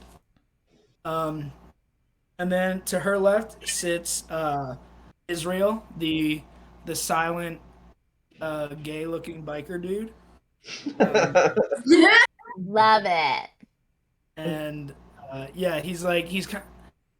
I know what it's called, like a butchy kind of slavey, a leather slave kind of guy. Um, Okay. Is he to Mr. his Slave? left, yeah, Um, Nice. yeah, I, he's Mr. Slave. yeah, yeah, yeah. He's Love at it. the top. Love it. Um, and then to Israel's left is another tall, slender elf named Donna Bush. Donna Bush is a drag queen, and Yes. she's got this like spider outfit with like black and blue, almost monochromatic colors, but like these big sort of spider legs coming up over her shoulder, and she's got like this like this eye mess kind of makeup going on, and she's serving Luke's Luke's. Luke's. She's serving Luke's. Lewks.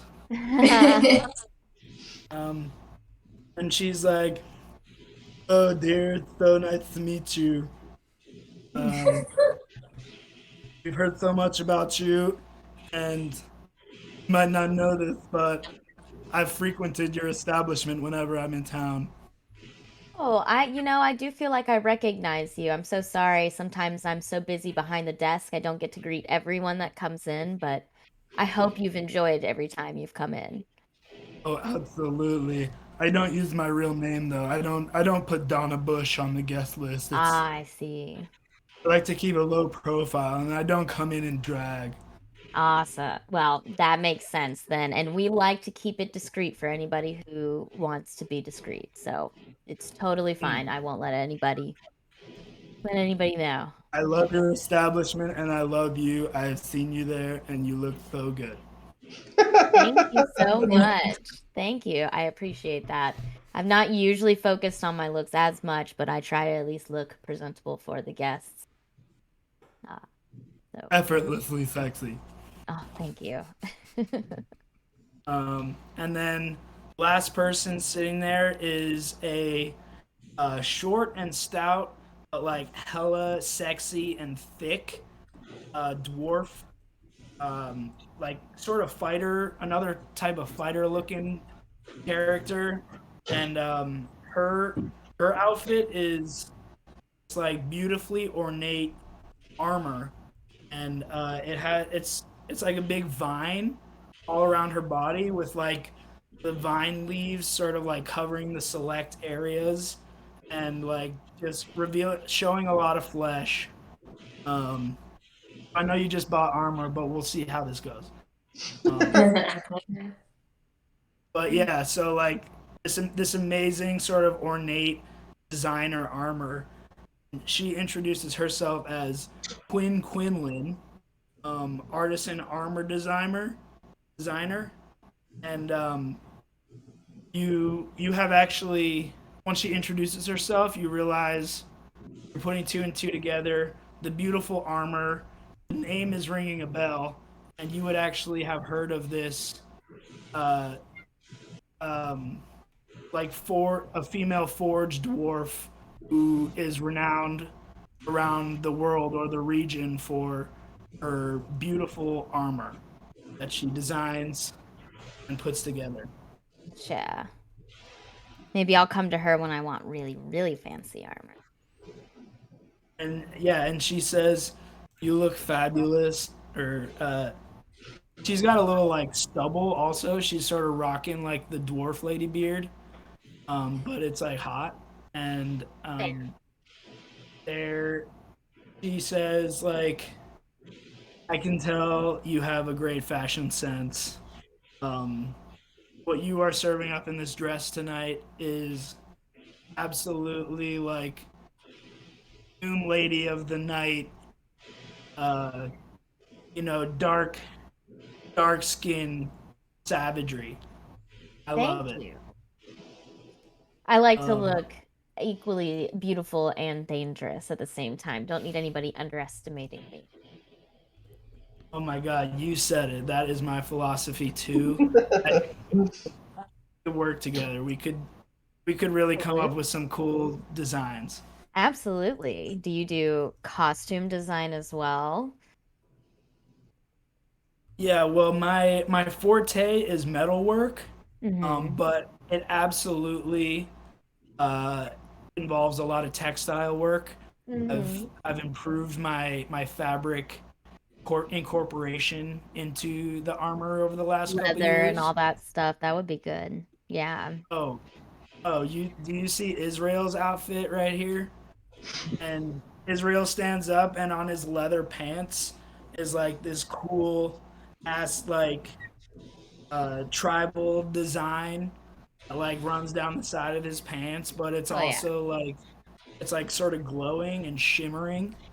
Like And woven she's metal into her. Yeah, she's like, we sourced this material from some like abandoned mine down uh, in hundreds of miles away just to get these stupid pants for Israel. But he's my baby. I love him. I will do anything for him. Love him. It's real. Love it. And then she says, Israel, rounds of drinks now. And Sparkling Israel water for silently me, gets please. Sparkling water for me, please. absolutely sparkling water for our new friend here.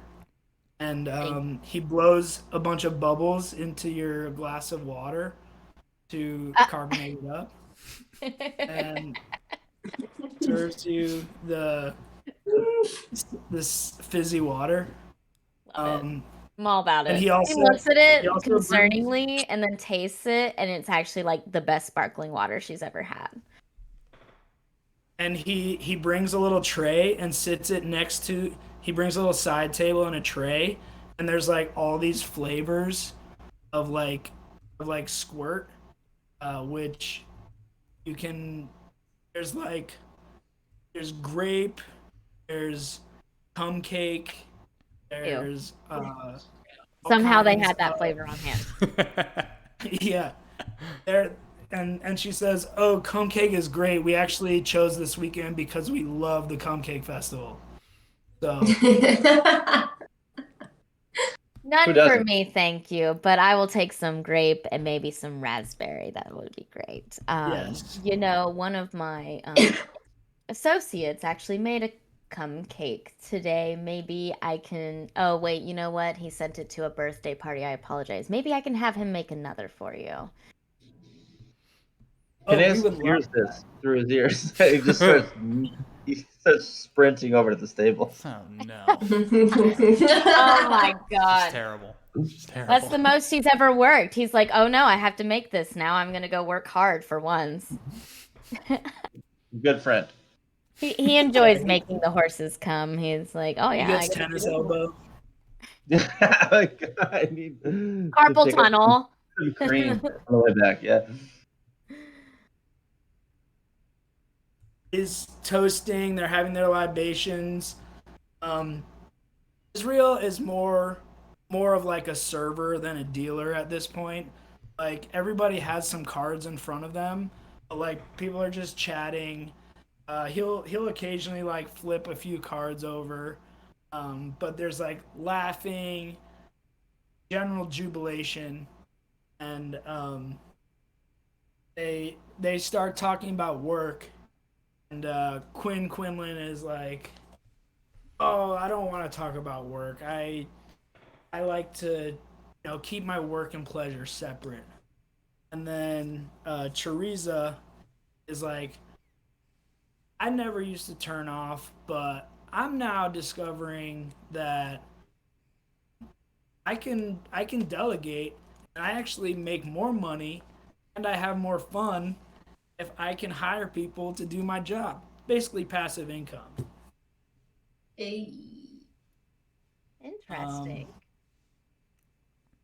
so I'm not familiar with that. I guess I just have trust issues and I like to make sure that everything's going well and I like to be on top of everything, no pun intended. Um, because we all know Elva's the top. But I think it's always been like I need to take care of things and that's just how I have to do it. Otherwise, like who else is going to do it, you know? And who else is going to do it as well as me? And who better than me, you know? So, but as I'm and then hanging out Charisse here with you ladies and all that, I'm seeing that maybe I should take some time and get to know other people and stuff. So, and Teresa says, "You know what? I used to handle every single sausage in that factory, and I packed it. I uh, I got the casing on the thing, and I grinded the meat. It wasn't as big of a company when I started, but as I've been selling a lot of sausage, it turns out that when I look back, I remember the time with my friends and playing poker here. I don't I don't think about the sausages that I handled. I think about I think about those those quiet moments or those crazy moments after a couple of drinks or letting loose, and I find that I'm happier thinking about the moments that make life special, not the ones that keep the books in balance. it's a good way to look at it. I guess I just like I said I just have a hard time letting go of that sort of thing. So, but maybe I'll give it a try so that I can experience other things and learn other things. I've kind of put off a lot of hobbies I would like to try and really put off getting to know the townspeople. Joaneth, as you know, I never really leave work. So even though I've lived there for several years, I don't really, I've never made it over to Future Town. It's unfortunate that it closed down. You know, I now, especially with everything going on, I should have really taken the time to make it over there and check that out. I'm sorry that it closed down. And Donna Bush, the drag queen, says, "Oh my God, I love Future Town so much. It's late." It's Um, slay.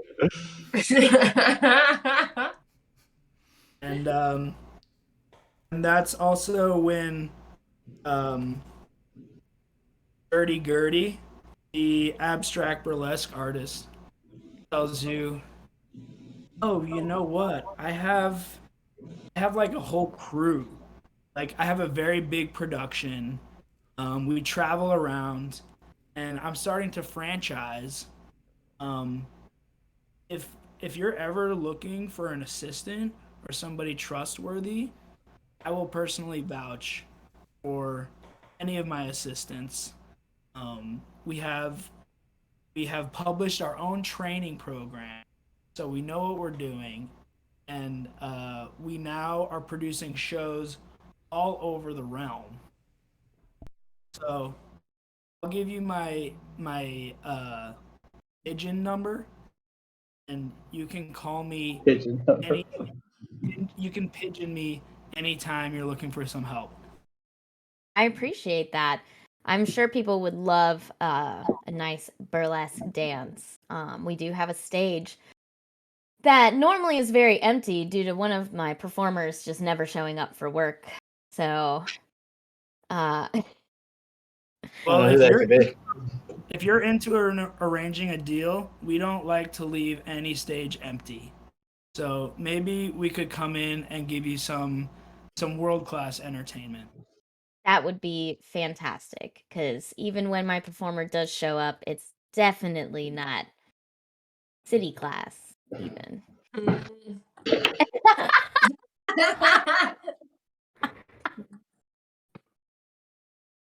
Um,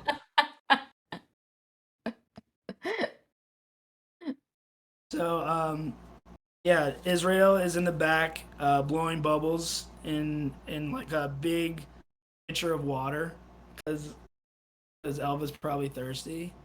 Oh, yeah, always. Yeah, it's like really good bubbling Best water. It's sparkling like water I've ever had, honestly. it's got all the minerals, all the vitamins.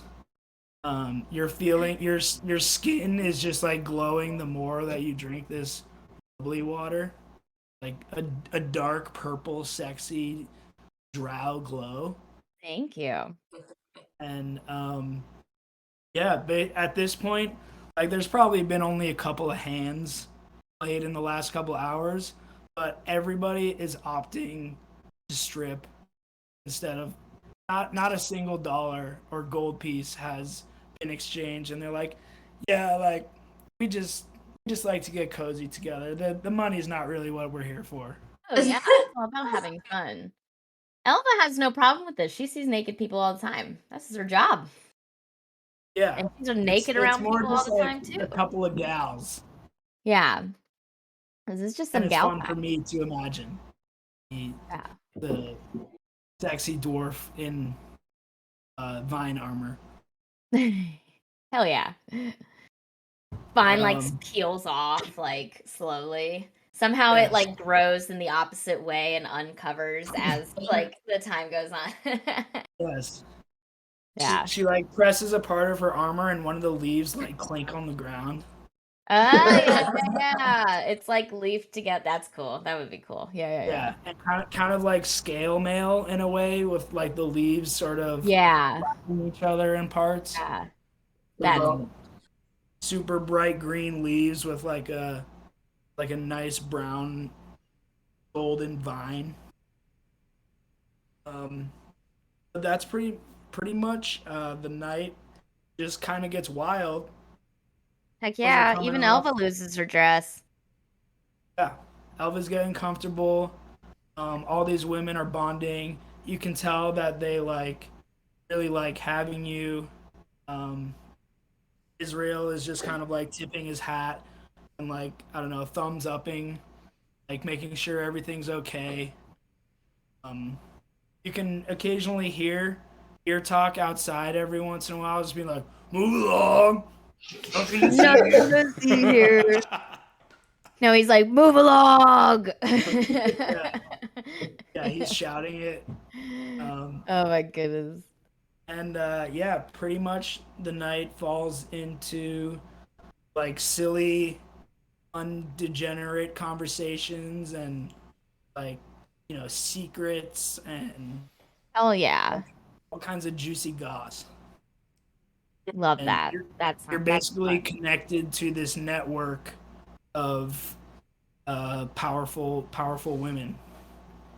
That's awesome. And Elva is feeling happy. She's glad she came. She's forgotten about the skeet retreat in ways. Like she's like also being like businessy, but they're still laughing and having a good time and like and she's enjoying herself for once um and just kind of letting loose and glad she came out. I had something else to say, but now I can't remember what it was. But she she appreciates this, and she's happy to be around other strong, powerful women as well, of different races and backgrounds and stuff. So that's another thing because like, you know, men still kind of it's still like men try to be pushy and think they can get their way with things. So she's happy to be around women instead.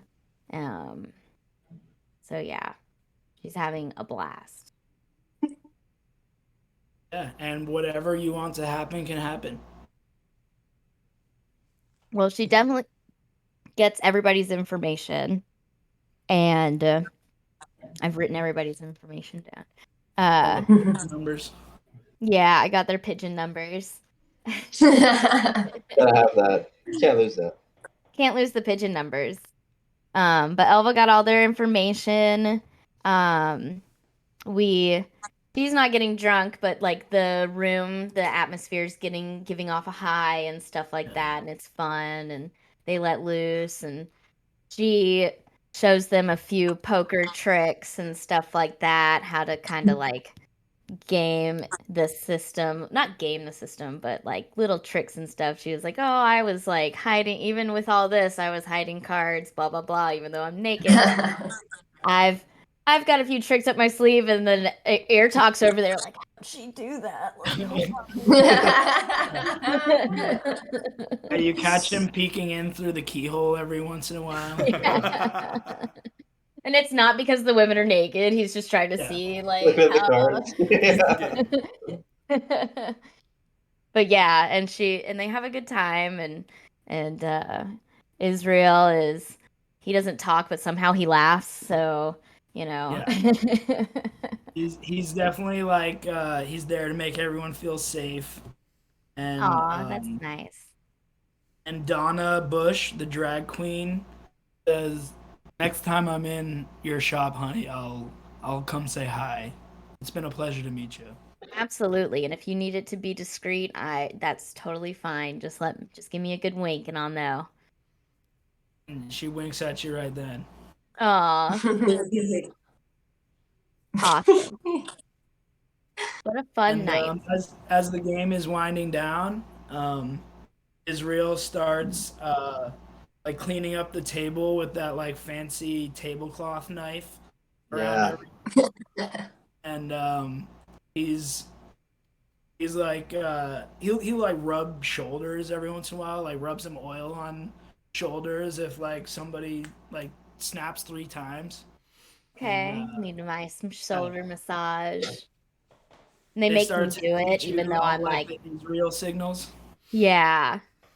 They make me do all of the massage stuff. They're like, try it, honey, try it. And Yeah. so Elva He like does. crawls under the table, and you can use him as a footrest if you want. Love it. Love it, but also feel kind of bad because he's so nice. And yeah, Galenith says, "Don't worry, he loves it. He loves it." Okay. As long as he's enjoying himself, then I'm fine. And Galenith being the sponsor of this year, takes care of everything. The women trade off, and it's relatively not an expensive night out for them. Just because they've all made fortunes in their own craft and art or trade. Yeah. Um, so they send the carriage around.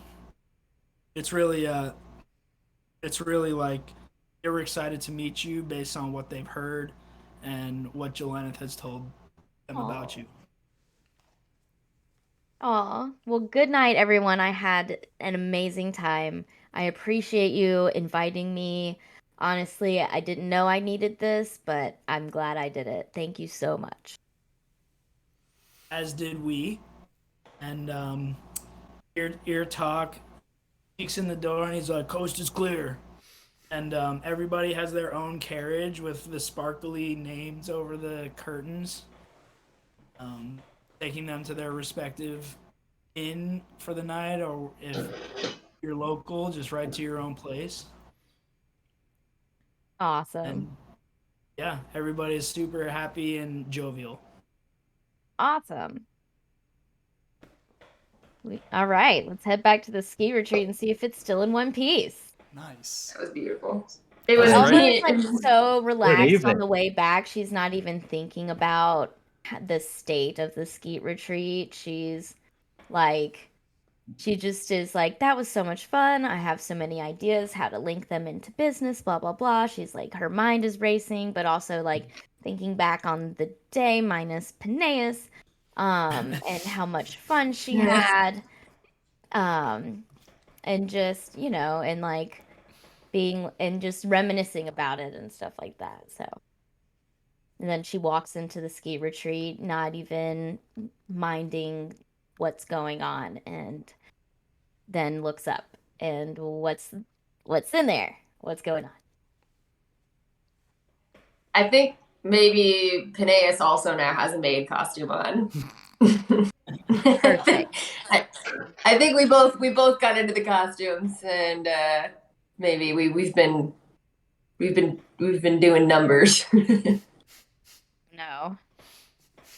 That's right. No one's here been looking over the books. Books are good. Books are Gannett and tight. It was a Peneus. slow time of night, yeah. Yeah, books are Peneus, any thoughts super about tight. what we did while she was gone? Am I wearing a costume as well? Yes, you're in a maid outfit. I am. Yeah. I've basically been cleaning, and just did you actually hire someone to be on stage to come by? Not for tonight, but it's going to be Not, something but it's gonna happen for sure. probably. All right, so Phineas,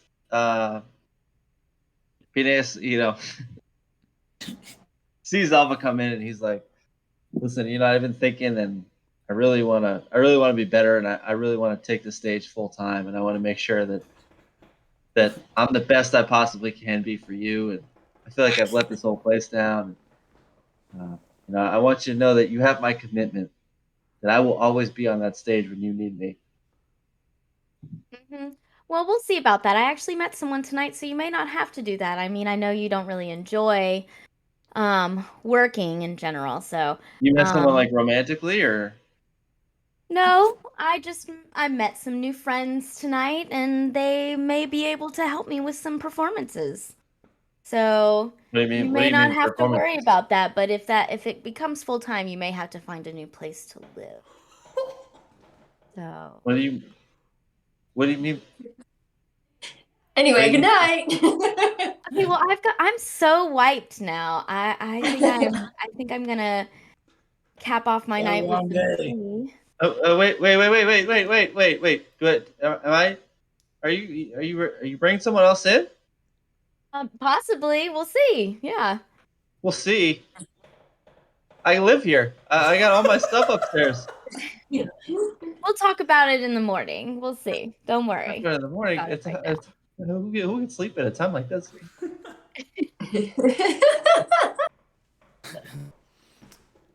And Elva actually calls everybody like over to have some tea. She has like a handmaid, um, like, and I've discussed her before, um, but like that kind of takes over when she's gone, or that helps out.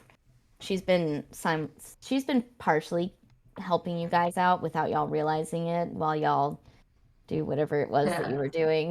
Expensive, but okay. She's really been running the place behind the scenes and making sure nothing, putting out any fires that y'all may have caused, but you don't really know she's there. But yeah, so but I have her bring over some tea for us, and we all sit down, and Elva is like in a good mood, and she's like, I just wanted to say, um, thank you all for everything you've done tonight. You're Honestly, welcome. Sorry. You're still going. That's my bad. ignores Phineas. Uh, I don't really do this often because work has always just been my life, my past is kind of complicated. All I really know is work. Um, my family. Well, anyways, we don't have to talk about that. But I started out at an inn. My first real job was there.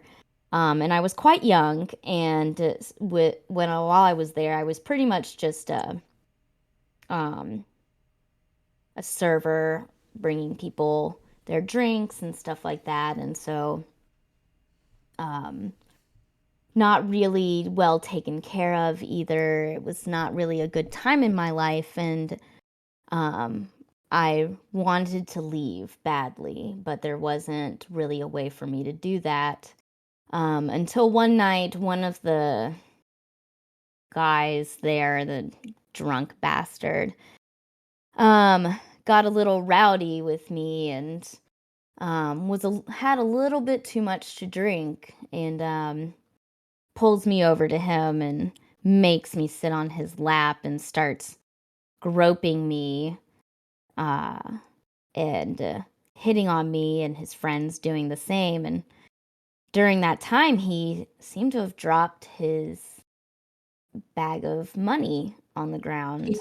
And when I let him know, he shut me up and didn't listen to me. So I pocketed it. And it seemed he didn't notice. And so I saw this as my way out, kind of. So I decided that I would use my body and my looks to my advantage. Um, and I slowly started gathering money from unruly men.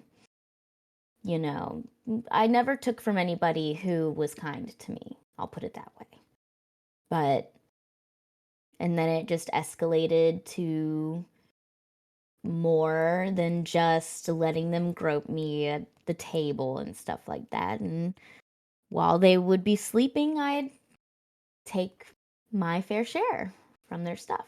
And finally, I escaped that life and I set out on my own and kind of survived that way. And every town that I went to, I would find the nearest bar or pub or inn and find the unruly, inappropriate, rude customers, male or female, really didn't matter. Didn't matter their race. And I would take what I feel that they deserve to have taken. And then I found Tassel Tory eventually, and so getting here, I could do it more respectfully. When I first came here, there wasn't anybody really to swindle because everybody here was so welcoming. I mean, me being a drow, it's very rare that you see us above ground. And and so I was definitely discriminated against and treated poorly because of my race and where where I come from. So, but here they accepted me, and so I've just lived a whole life of I have to work to keep my place. And I never want to go back to where I was before. So I've really just poured everything into working and never really taken the time for myself. So this has been nice and I appreciate it. And maybe this is something maybe I'll take more time off and do better about delegating things to other people. How does that sound? That sounds great. You can Like I delegate all the said, performance. What did you say, Pat? That sounds great. You can delegate all the performance you need to me. No problem at all. We'll discuss that later. Don't worry right now. You have Yeah, a all place. good. I'll just put it on the books. I got everything. You've worked so hard. You deserve it. And like I said, those mud pits are there anytime. Yes, we'll definitely go swimming in the mud pits again sometime. I'm looking forward to all of us seeing more of each other. Absolutely. I'll We're try best to friends. make us having breakfast together a more regular thing. I know y'all have been doing it and I'm never really there. So we'll have breakfast together if we can do it. 4 best friends, right? And then Oh, she best pulls friends. out her Tom Brady ring and puts it on. Oh. Awesome. The end. Nice. I have to pee real quick. I'll be right back. Yay. Yeah, I'll be right I back. was like trying to give this great performance, but at the same time, like, I have Have to to pee. You did so It's good. real. Everybody Everyone pee. peed. Everyone pee. I guess I might as well. Might as well. I already peed. You already peed.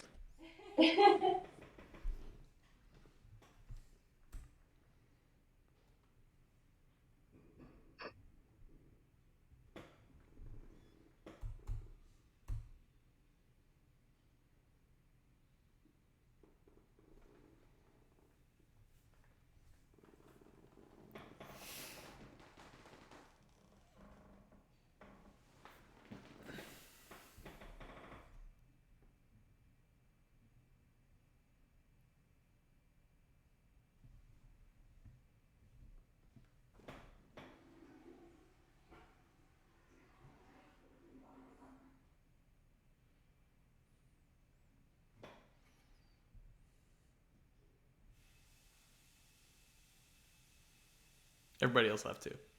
I know. I heard There's a Pat go, pee part. everybody pee. Everyone pee. See, I did that so well. That was great. And all improv. Did I miss anything? I feel like I caught everything that I was supposed to say. It's all up to you. So Yeah. it was great. Yes, so good. Can't So believe fun. Paneas took me to a basement. I mean, A basement children's party with straw people. that was a little bit my doing for sure. But Did you know that Elva would freak out about that? No, but in retrospect, of course, and also perfect. I'm glad that it was a train wreck because he did brought it on not. himself for trying to knock out an errand. Yeah, he did not think. He did not understand the assignment. I don't think. Don't worry about it, Pat. No. What's that? Nothing. Did I miss something? You successfully failed. Yeah. That was the most Pineas shit ever, dude. I can't have you like frolicking out there. You know, he's not gonna take you out to do something fun. No. He's like, let's see how I can parlay this to my own benefit. And I did, sort of. I don't think you did. I made some issues. You failed along the way, but successfully. All right, guys. So Elva's Big Day was overall a success. I think that the contrast of the various activities really brought the good ones into the great territory. So like, so Gannett and Eartalk I actually called what y'all would do when I was talking with Paul about this. Yeah. I was like, "Oh yeah, Ear Talk's gonna take me to do some gambling or something." Yeah. And it was cool that we didn't do a whole like actual gambling thing because I was like, "Oh no, I would feel bad if we had to like have him do it on the spot, like figure a game out." Right. Yeah, Um, gambling was just like the link that made sense for Ear Talk to have a connection to this event. Right. yeah. Mhm. That was it. Yeah, and then Umganon, I even called the mud. I was like, she's gonna go like make me find worms in the mud or something, and Yeah. we're gonna go play in the mud, and Yeah. It's a mud bath. we did a mud bath, and that was great. Paneas, I didn't know what you were gonna do. I can't remember if I guessed yours, and but that was definitely not what I guessed. Yeah, I Wild love card. that. At least It we was now understand who the son of Solomon is. That's Who true. lives in the basement? It's He's just a straw little boy who's apparently 34 who lives in the basement. yeah. Yo, Solomon is a fucked up dude. He's I learned a lot about Solomon Solomon today. I mean, we knew he had issues with Yeah, right? not being able to sell swords or talk about swords. Yes. You think that's how his son died? He's a fucked up My dude. sword. I'm So- not entirely possible that I let him out of the basement. No, What? you didn't. No, you said you partially. You Locked partially him in the locked him. You said you partially locked him You in partially locked him in. He'll get Okay. out. there. Yeah, and so maybe he might be able to get out eventually. But I mean, he didn't seem to mind. He was down there playing a laugh track, and Yeah. Yeah, he was having a great time. Dude, he had like a 7-hour set to get through. So yeah, don't worry.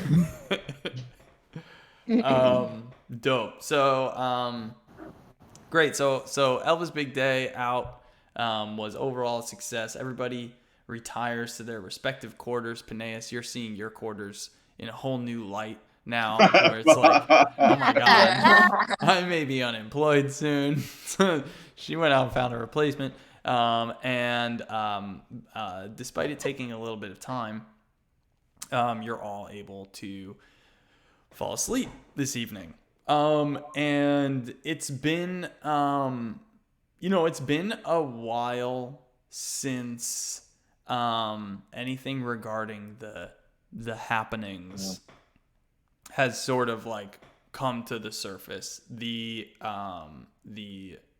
frost has really kind of distracted a lot of people from their anxieties or allowed them to displace their anxiety onto just the fact that holy shit, everything's cold, and that's probably why I'm feeling shitty. So there hasn't been that like outbursts or nightmares that much as of late. However, this evening you fall asleep, and as you're sleeping, you find yourself in a dream. The dream begins with you floating suspended in space.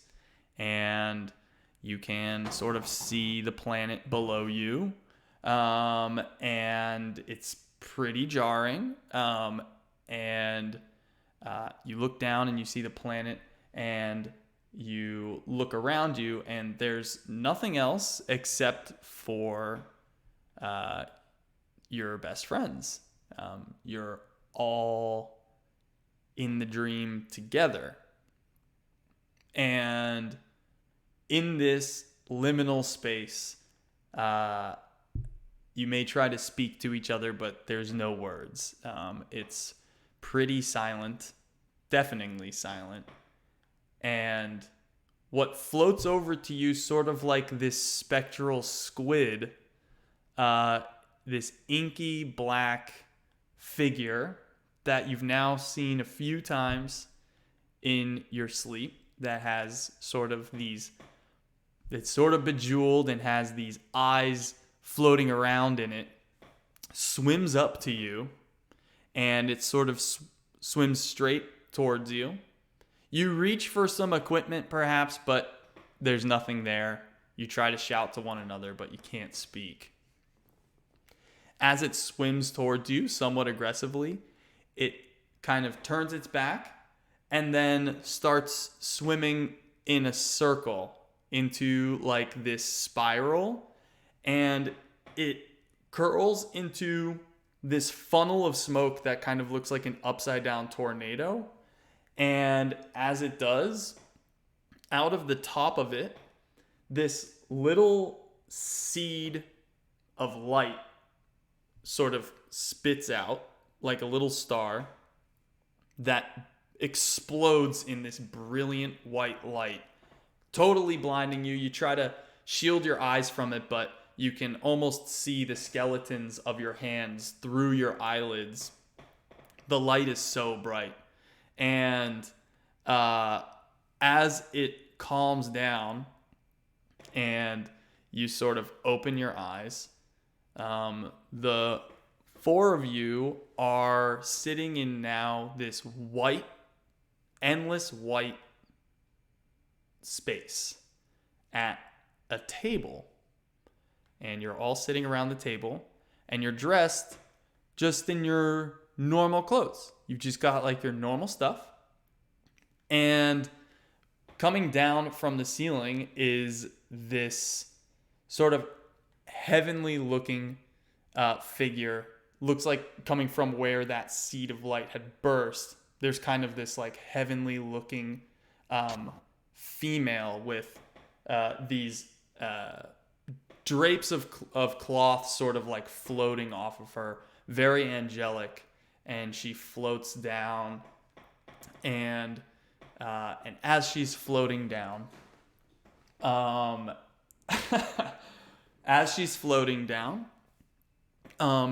she says, "Greetings, Ski.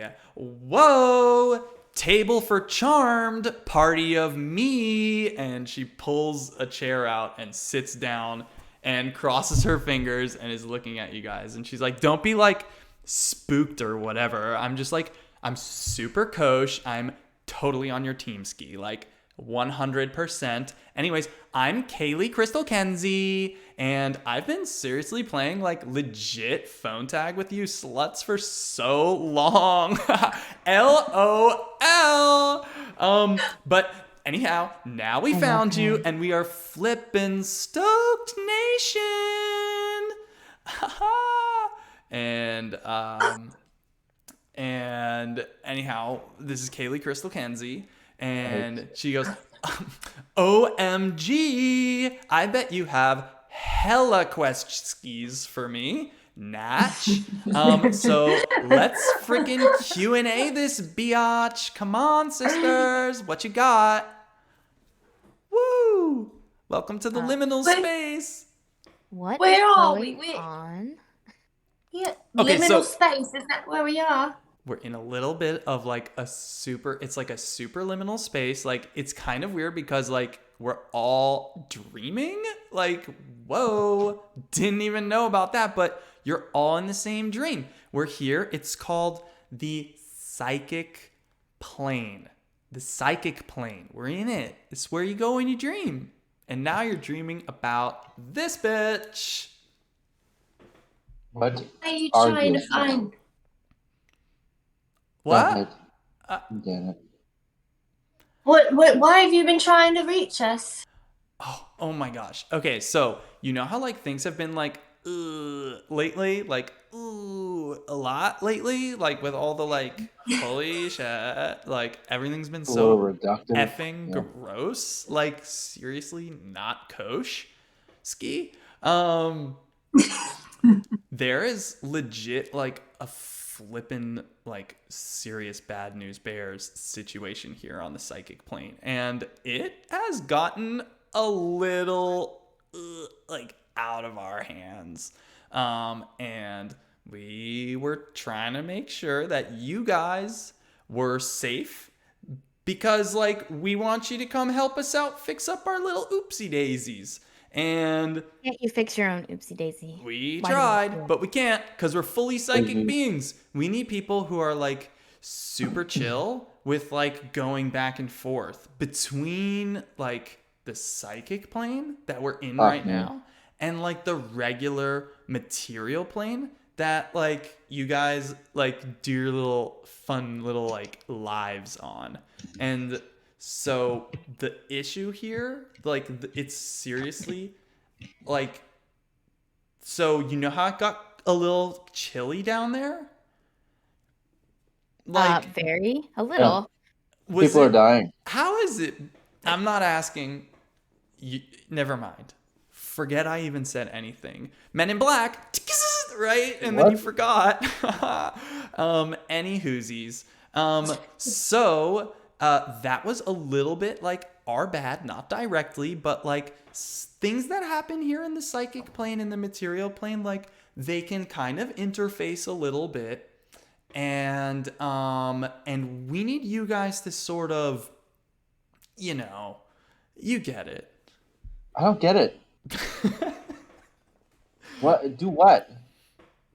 Just to sort of fix things up here a little bit and just help us out. I can't give you all the deets keys just right yet because I don't think you guys have like really figured out, like gotten your sea legs. Like this one over here looks like he's about to barf. Am I right? Excuse me, ear talk. Are you about to puke a little bit?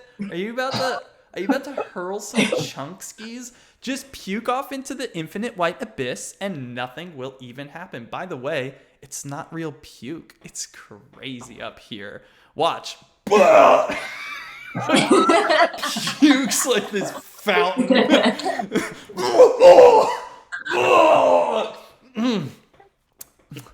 When Ear Talk learns it's not real, he just like swallows it all and is like, oh. Okay. Now he's got the picture. Anyhow, anybody else need to let a little bit of puke ski out? It's okay. Yeah, I got some puke. You gotta fix this, okay? You gotta make it not cold anymore. I'm gonna lose my job. Hello. First of all, what do you think this meeting is about? This is stage 1 of freaking fixing it. I'm gonna fix it. Didn't you We're make gonna it fix cold? Not me. Not. Oh my gosh. Okay. This is not me acting alone. I'm just like the person that they put in charge to give you guys the little chitty chatty because I'm Who's just they? like, I'm like so freaking like good at this that it's all like, it's all good, you know? So Who is they, and why did they put you in charge? and now you, hey, welcome to the club. We're called the Order of Psychic Savants. I'm sorry, I have to do the voice. It's so good. So we are the Order of Psychic Savants, in essence, saviors.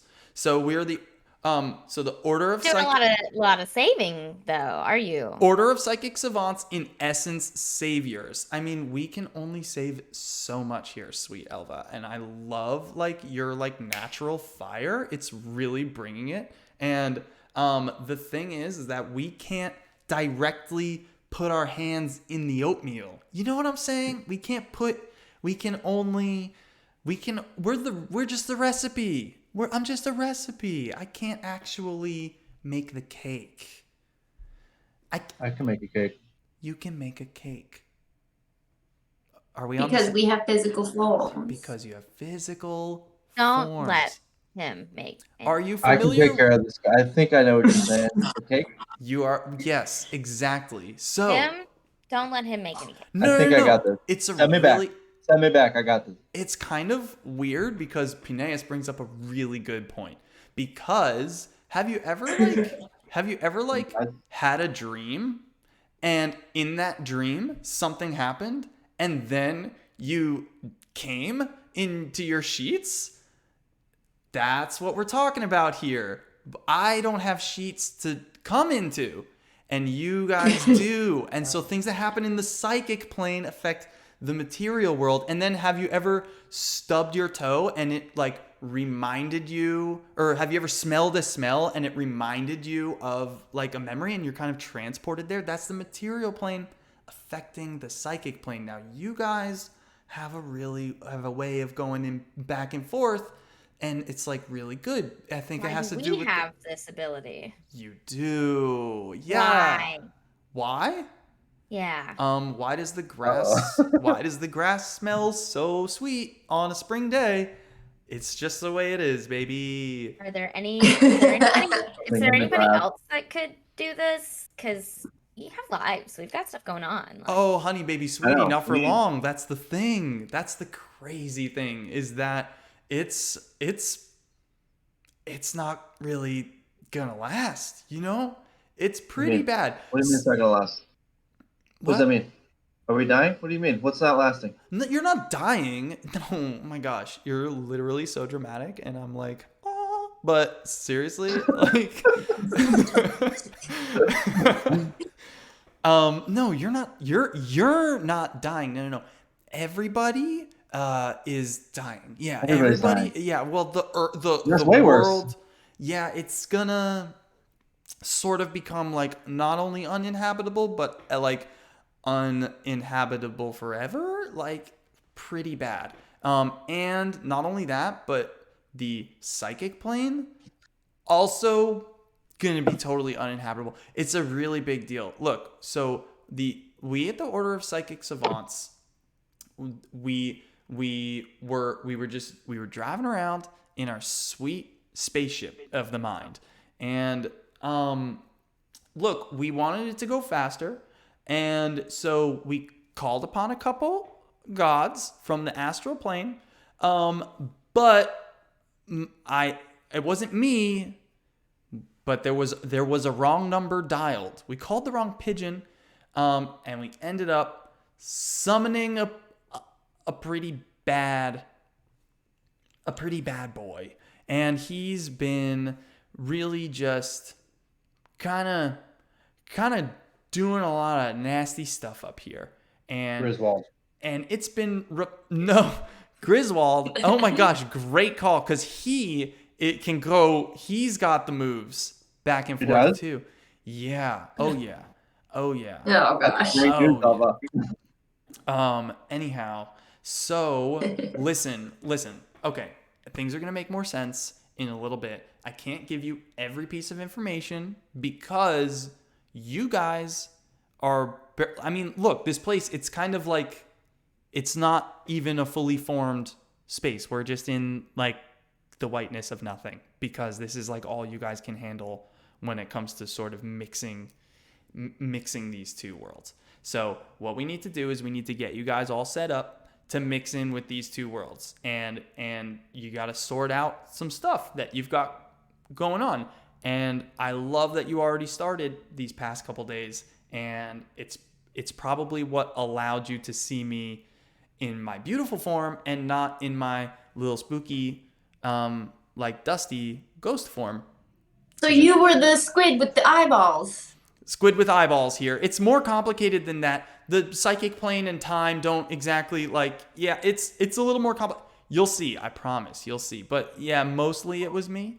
And yeah, and I wasn't bad. Which is why the DM was a little upset with himself when he had me attack Ear Talk one time. I shouldn't have done that. I love Ear Talk, and I was going to give him a hug because he is just such a nice guy. Anyhow, so these are for you, and she passes out to you guys these 4. They're like playing cards. They look like tarot cards. And on one side they let's see, on one side they kind of like have these it's not like Velcro, but they have like a border of sort of small hooks. And on the other side they look like a door. And they have like a little doorknob on them. And so she's going to give each of these to you guys, and she's going to say, these are really, really special. Seriously, don't lose these. Like, oh, shoot, oops, hang on. And she takes one of them back and gives you a different one. She's like, that one was mine. Okay, don't do that. Seriously, hang on to your own little door. And, oops, getting a phone call. Sorry, it's my mom. Ignore. You guys get it. Anyhow, you're gonna use these these cute little door skis, and listen, when the time comes, you'll know how to use them, you'll know when to use them, and we're gonna use them, and it's gonna be great. And anyhow, so I'm Kaylee Crystal Kenzie, and any last questions before you wake up? Are you gonna Can you tell us remember your anything else name? about this big guy? What? This big bad boy? He's bad. I don't know anything else about him. Do you have anything to do with spires? The Spire. The Spire Beyond? Yeah, it's right there. Take a look. And you guys look down, and there's a tower centered in the country that you live in, right in the middle of it, about northwest of the rim. There's a tower that's like 14 miles tall. Like it reaches into space, and it's this like black tower, like spike, that's going straight through the center of the country. And she's like, "Yep, it's right there. Yeah, the Spire Beyond." Mm-hmm. We know before. Huh? I've never seen that. It's crazy. Never paid How attention. did we not see that before? We're in the Really psychic tall. plane. It's invisi. It's invisi in the fizzy. It's invisi in the fizzy. That's what we say. But it's like, put your peepers on it, and boy oh boy, it's a psychic phenomenon too.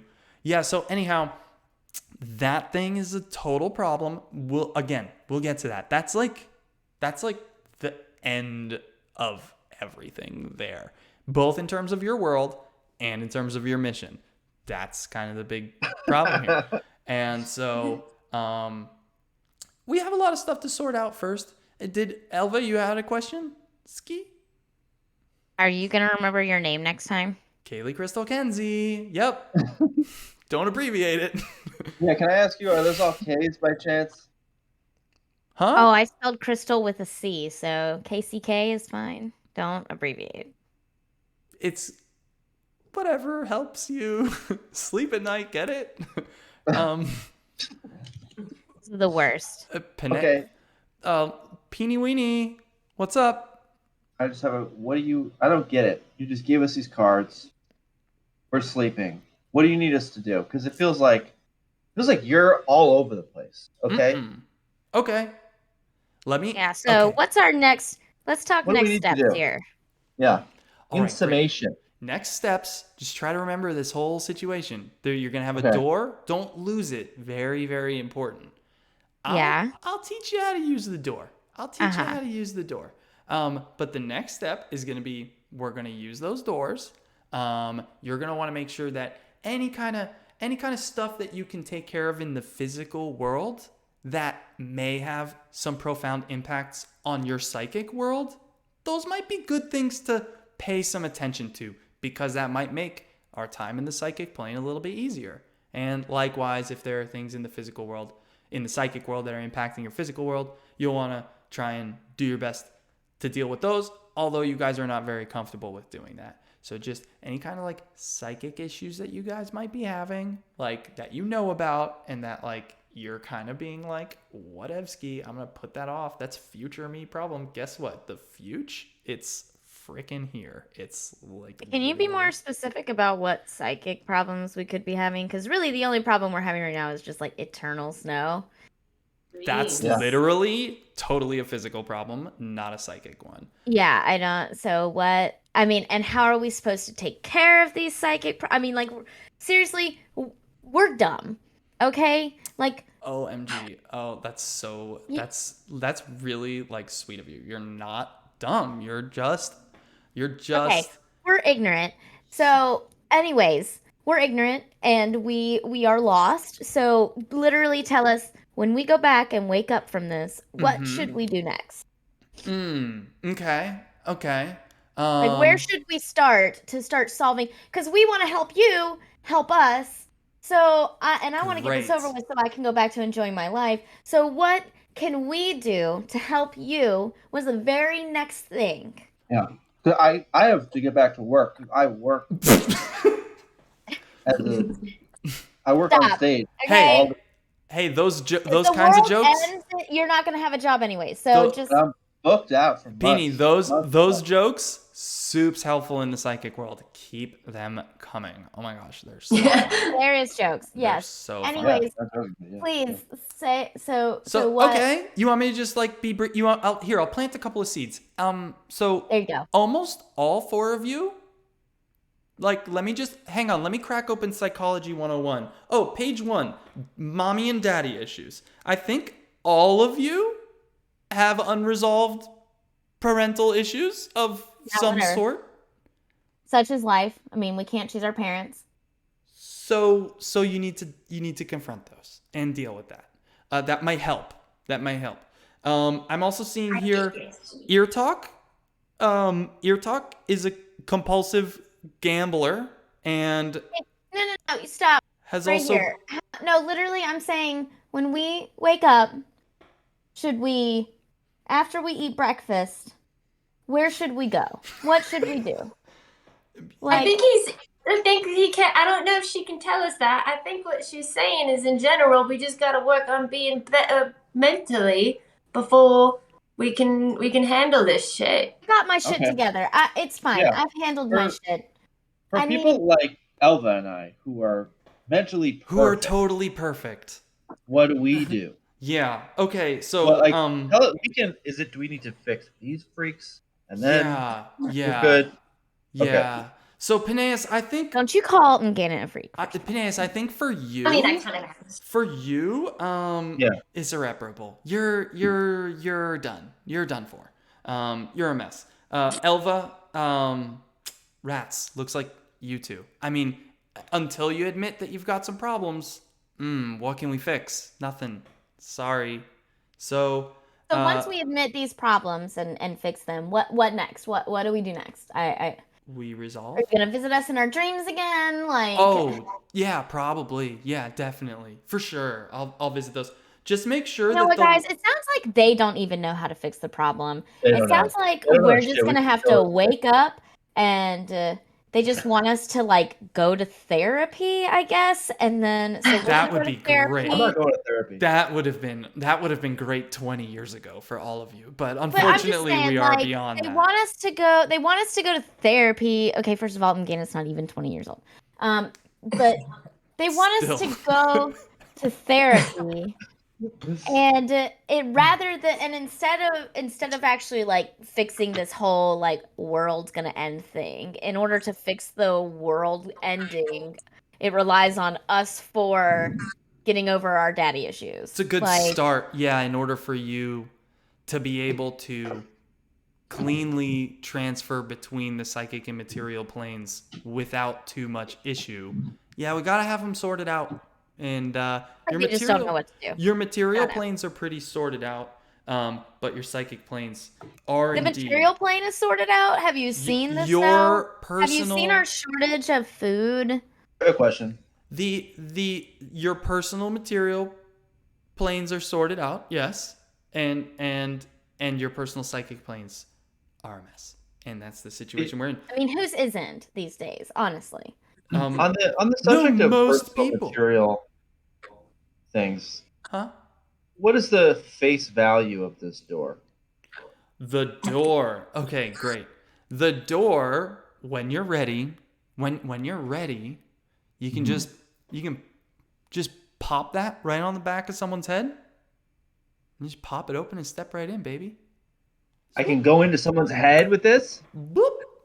That's right.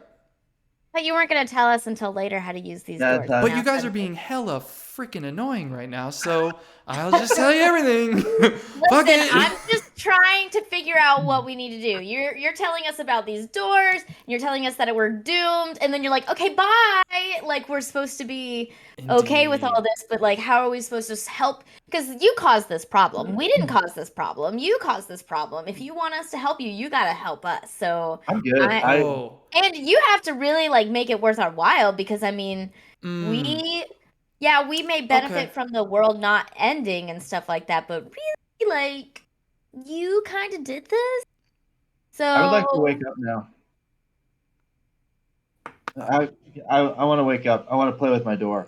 Peneus Oh vanishes. no! Peneus Oh vanishes from God, the dream. no! There's now just the four of us. Great. Why did you tell him how to? No, you know the havoc he is going to Do not now. you dare. Excuse me. You frickin' begged Ski. You were like, please, Kaylee, tell me everything. Tell me the stories. Tell me the instructions. Tell me what the doors do. I did it, and You didn't then say you anything about blamed what the doors me. do. All And I then said was you come in here to tell us about these you doors and blamed then me. tell us how you messed up, but you didn't say anything about what we need to do next. So, Okay. All right. On my paper here, can you see the paper? no. It says Elva. Last name unknown. Already strike one to be quite honest, sweetheart. You don't even use the last name you were born with. That's a problem. Never has returned to the Underdark. Impossible fear of basements. Uses sex as a weapon. Do you use sex as a weapon? Yeah. Okay, so these are things that maybe. Do you want to continue doing all of these things? Are these all things that you like? Yeah. So this would be the first step in that process. Would be making sure that you're okay with that. And I think if I'm not wrong, I gave you instructions to bring a male sacrifice. Are you recalling now? No, I wasn't going to mention that. I was told not to mention that to anybody. So You've kind of forced my hand. So, and I've seen that you've made no progress on no, it. I have. Oh, you have one? Oh yeah, absolutely. Oh, good. Okay, great. Then Jeez. we should be in business. Then, and then ear talk. You're terrible at gambling. You know this, right? No, it's a part of who I am. I think you need to like meet me in the middle at least. It was part of who you are to let's see here, the congregation in the pit of the rim. No, Oh, you don't want me to mention it. Oh, is that regret? Is this perhaps some psychic hangups? Ear talks like being confronted with repressed memories.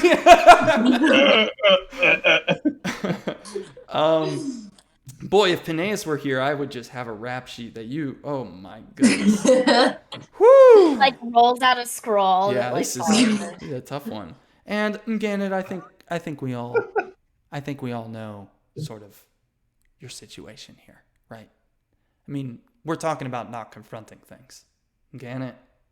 I gotta write my parents. I No, I I keep don't know. meaning to write that letter, and I I just don't keep know. forgetting. I'm just saying here, you know, you guys have these things, and they would be it would be wise to reconcile with them. You know how you reconcile is up to you. So my understanding is that in order to successfully navigate the psychic realm and help you guys defeat this baddie daddy, we need to deal with some of our psychic hangups, and then that'll enable us to more successfully battle this evil that is causing havoc in both the psychic and the physical realms. Do I have that right? That's correct. Exactly. That's exactly correct. And now at any point you can pop in your door and have your buddies jump in and you'll be brought in as well. An internal mental projection of yourself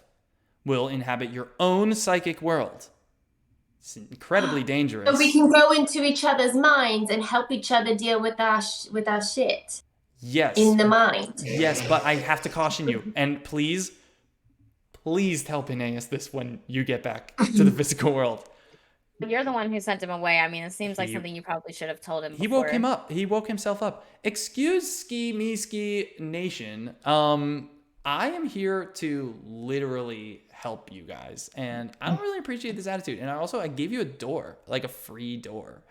Do you know how much that costs? It's so expensive. I have a question.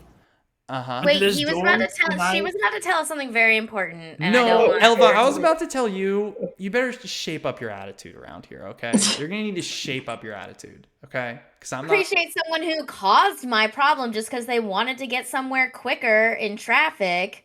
But now it's all our problems. I get that. But now it's all our. I was living my life perfectly fine, and y'all were like being impatient, summoned some demon lord thing that's it all wreaking happened that way. havoc. You're because right. you said a few words wrong in a spell. Okay, I'm sorry. Okay, jeez. Wow, sounds really genuine. You know what? Did you learn that from Peneus? Because that's kind of how he sounds when he apologizes. Wait, while this, hold on.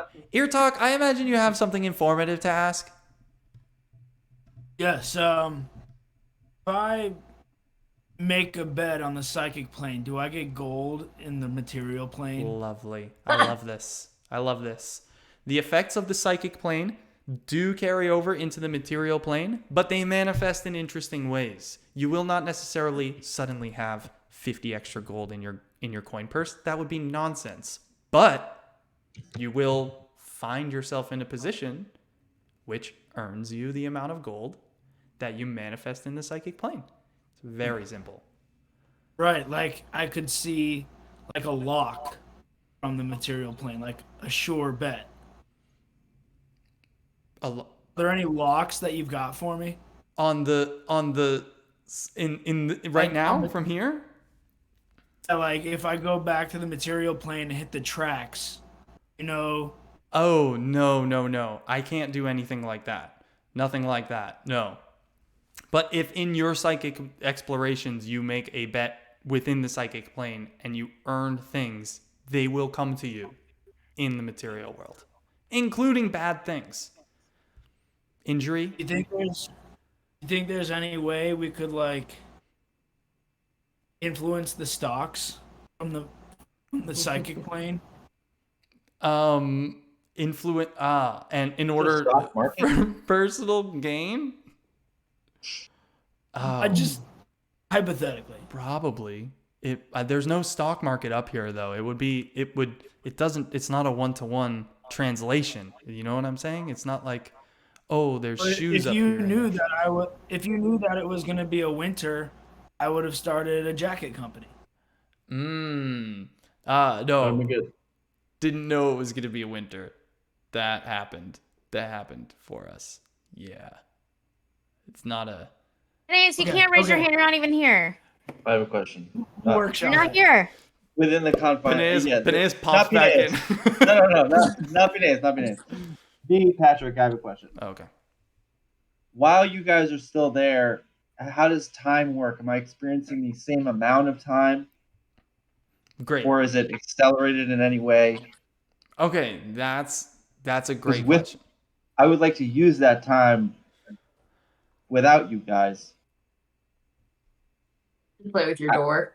I would like to put my door on Ear Talk's head while he's in the plane. Well, your physical thing on Ear Talk's head? Physical head while you guys are still existing in the psychic plane. Yeah. I mean, you'll have time to do that. Is that really something that you want to do? Yeah, fuck yeah. Are you sure? Dude, I want to put this fucking door on everyone's head. Okay. All right. That may be something that we have to resolve next session. How that works. Because does he pop back into the meeting? No, we are not in Ear Talk's mind right now. We are in the shared liminal space of the psychic plane. Horrifying situation. He's entering into a undealt with Ear Talk's mind. Alone. Gotcha. Yeah. That is gonna be crazy. Oh, so cool. Yeah. So, yeah. You guys can jump back and forth between that type of stuff, but I would recommend, I've given you a couple of hints as to what you need to do in order to get things fair before you enter into someone's mind. Phineas, so you are probably going to want to start coming up with a new character.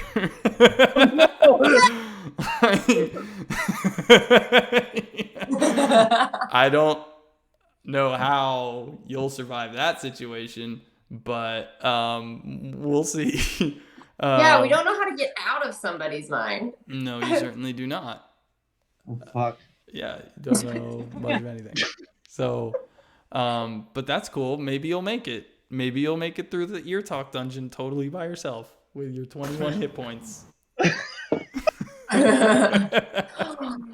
So each of our brains are gonna be an adventure. Oh, this is Yes. wacky. I love it. So I each love of your it. Mine's gonna brains be a horny adventure. out of character. Each of your minds will be its own dungeon adventure that you will need to complete in one way or another.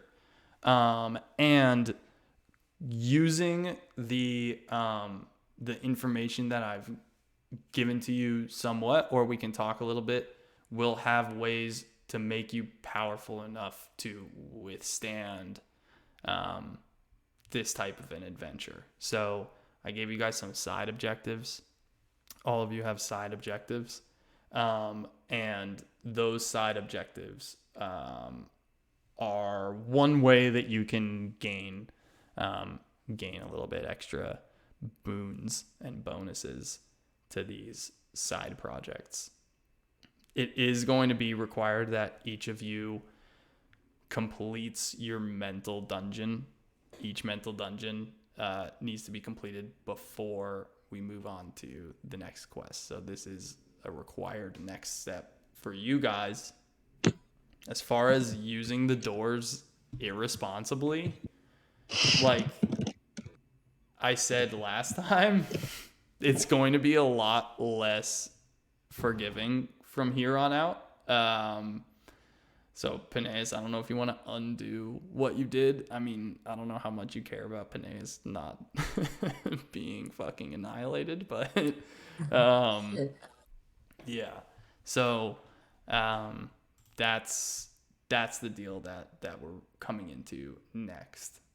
Phineas is worried about keeping his job, and really, he's probably worried about dying. Yeah, that was irresponsible.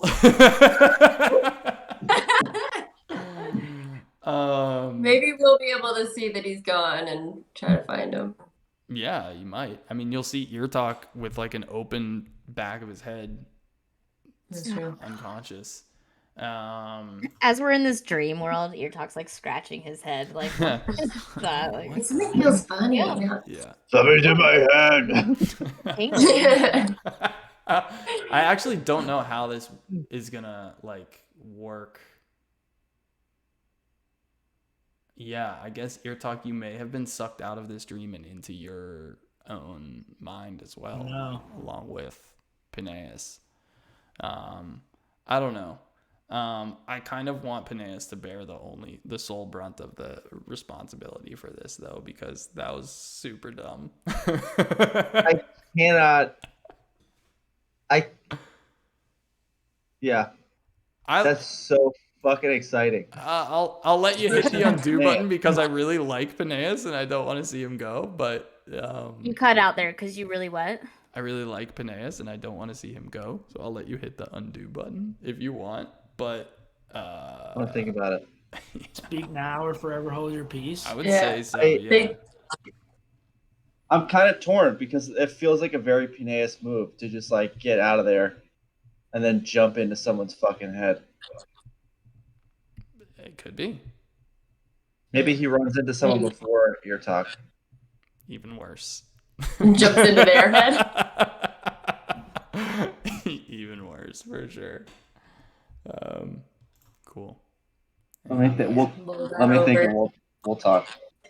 We'll talk. Yeah. But yeah. So Nito, that'll be it for today's session. And we have new tasks for A new everybody. arc. A brand new character next week. Brand new character. Hey, Cicero exists. You can embody him if you want. I want Cicero. Okay, that's fair. You can be Yura and be in love with Ear Talk if you want. I think I can survive. Okay. Yeah. Dope. We're also going to be doing a level up. So that is going to go, we're going to power level up to 5. 5 is a big deal for, I think, everybody. So just read up on your character, your class's 5th level situation. Fighters, I think you get extra attack. Rogues, I think you get like uncanny dodge or something crazy. And bards and clerics, I don't know exactly what you guys do, but it's probably nuts. I think it's some I think I spell get for extra it. sneak attack dice too. It's gonna be good. Yeah, 5th level is a strong level. So Yep. we're 3 right now, and we need to check our 4 and 5. That's right. Mhm. Yeah, I think 4 is just like an intermittent level, though. I don't think it's a landmark for anybody. I think 5 is like new like abilities, like new Extra mechanics stuff. for your 4 character. is usually an ability score increase for everybody. Yeah, pretty sure it's just an Oh, ability yeah. score. So we'll get to either take a feat or Yes. increase your ability scores. Yep. Exactly.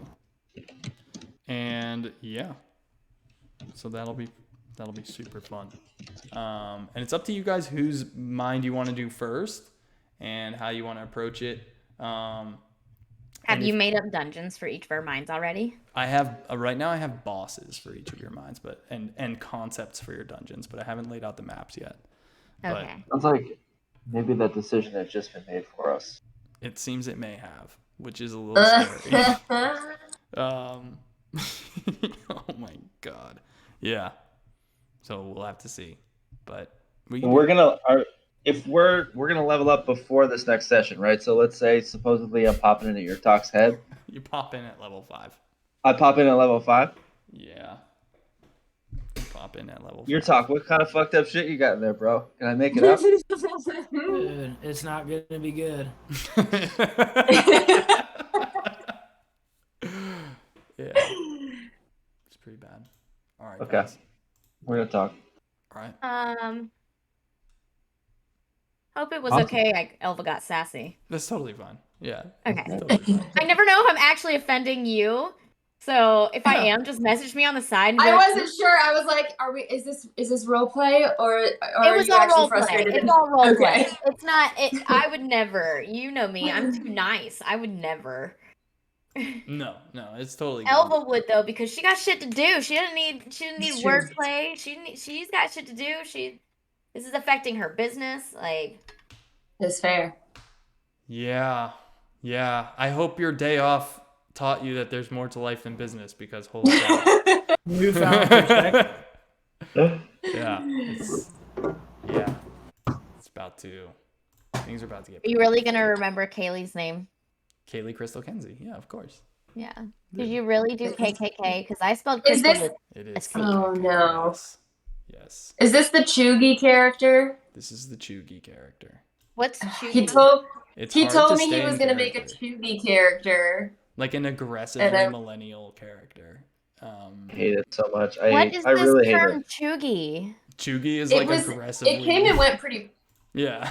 Yeah, it was a term that came and went pretty fast, but it was referring to like, yeah, millennial women in their like late 20s, early 30s who do like anytime And they do dudes. like, I guess and dudes like there was like the shirts that say "why not" would be like a really chuggy thing, or like say all the vernacular he was Yeah. using. Don't Live, talk laugh, to me till I've like, had or, my you know. coffee. I hate it so much. Yeah, like French tip nails and side parts, and like it was everything encompassing the culture of like our age group. Gotcha. Yeah, of like the quintessential cliche millennial. But she's like a super Interesting. powerful, Yeah. beautiful angel. I've just never heard the word Chugi before. Yeah. It's because it's used by Gen Z and we are not. My How do you spell it? sister's Gen Z. CHEUGY. I've never heard her say it. I'll have to ask her if she knows that term. Yeah, it did come and go though. It can't. Yeah, it didn't stick. But I loved it while it was I did too. happening. I was like, yes, I am Chugi. I am a millennial. Yes. It's a pejorative description of lifestyle trends associated with the early 2010s and millennials. The aesthetic has been described as the opposite of trendy or trying too hard. I love it. Anyone between 81 and born between 81 and 96 are considered a millennial. Yeah. So I like am almost dead center of that because I was born in '89. Are you Chugi? Here's 15 signs. Take a BuzzFeed quiz. Are you Yep. Shugi? Do you have a side part? Are you about that wine life? I do have a side part. Do you have I map? am about that wine life. I'm not about the wine life. You have one of those giant. You pronounce Target as Target. Target. Yep. You use the words adulting and doggo. I hate that word doggo. I'm like, it's a dog. You have a crush on a Disney character? That's really good. Caring if your Chugi is Chugi. That shit's funny.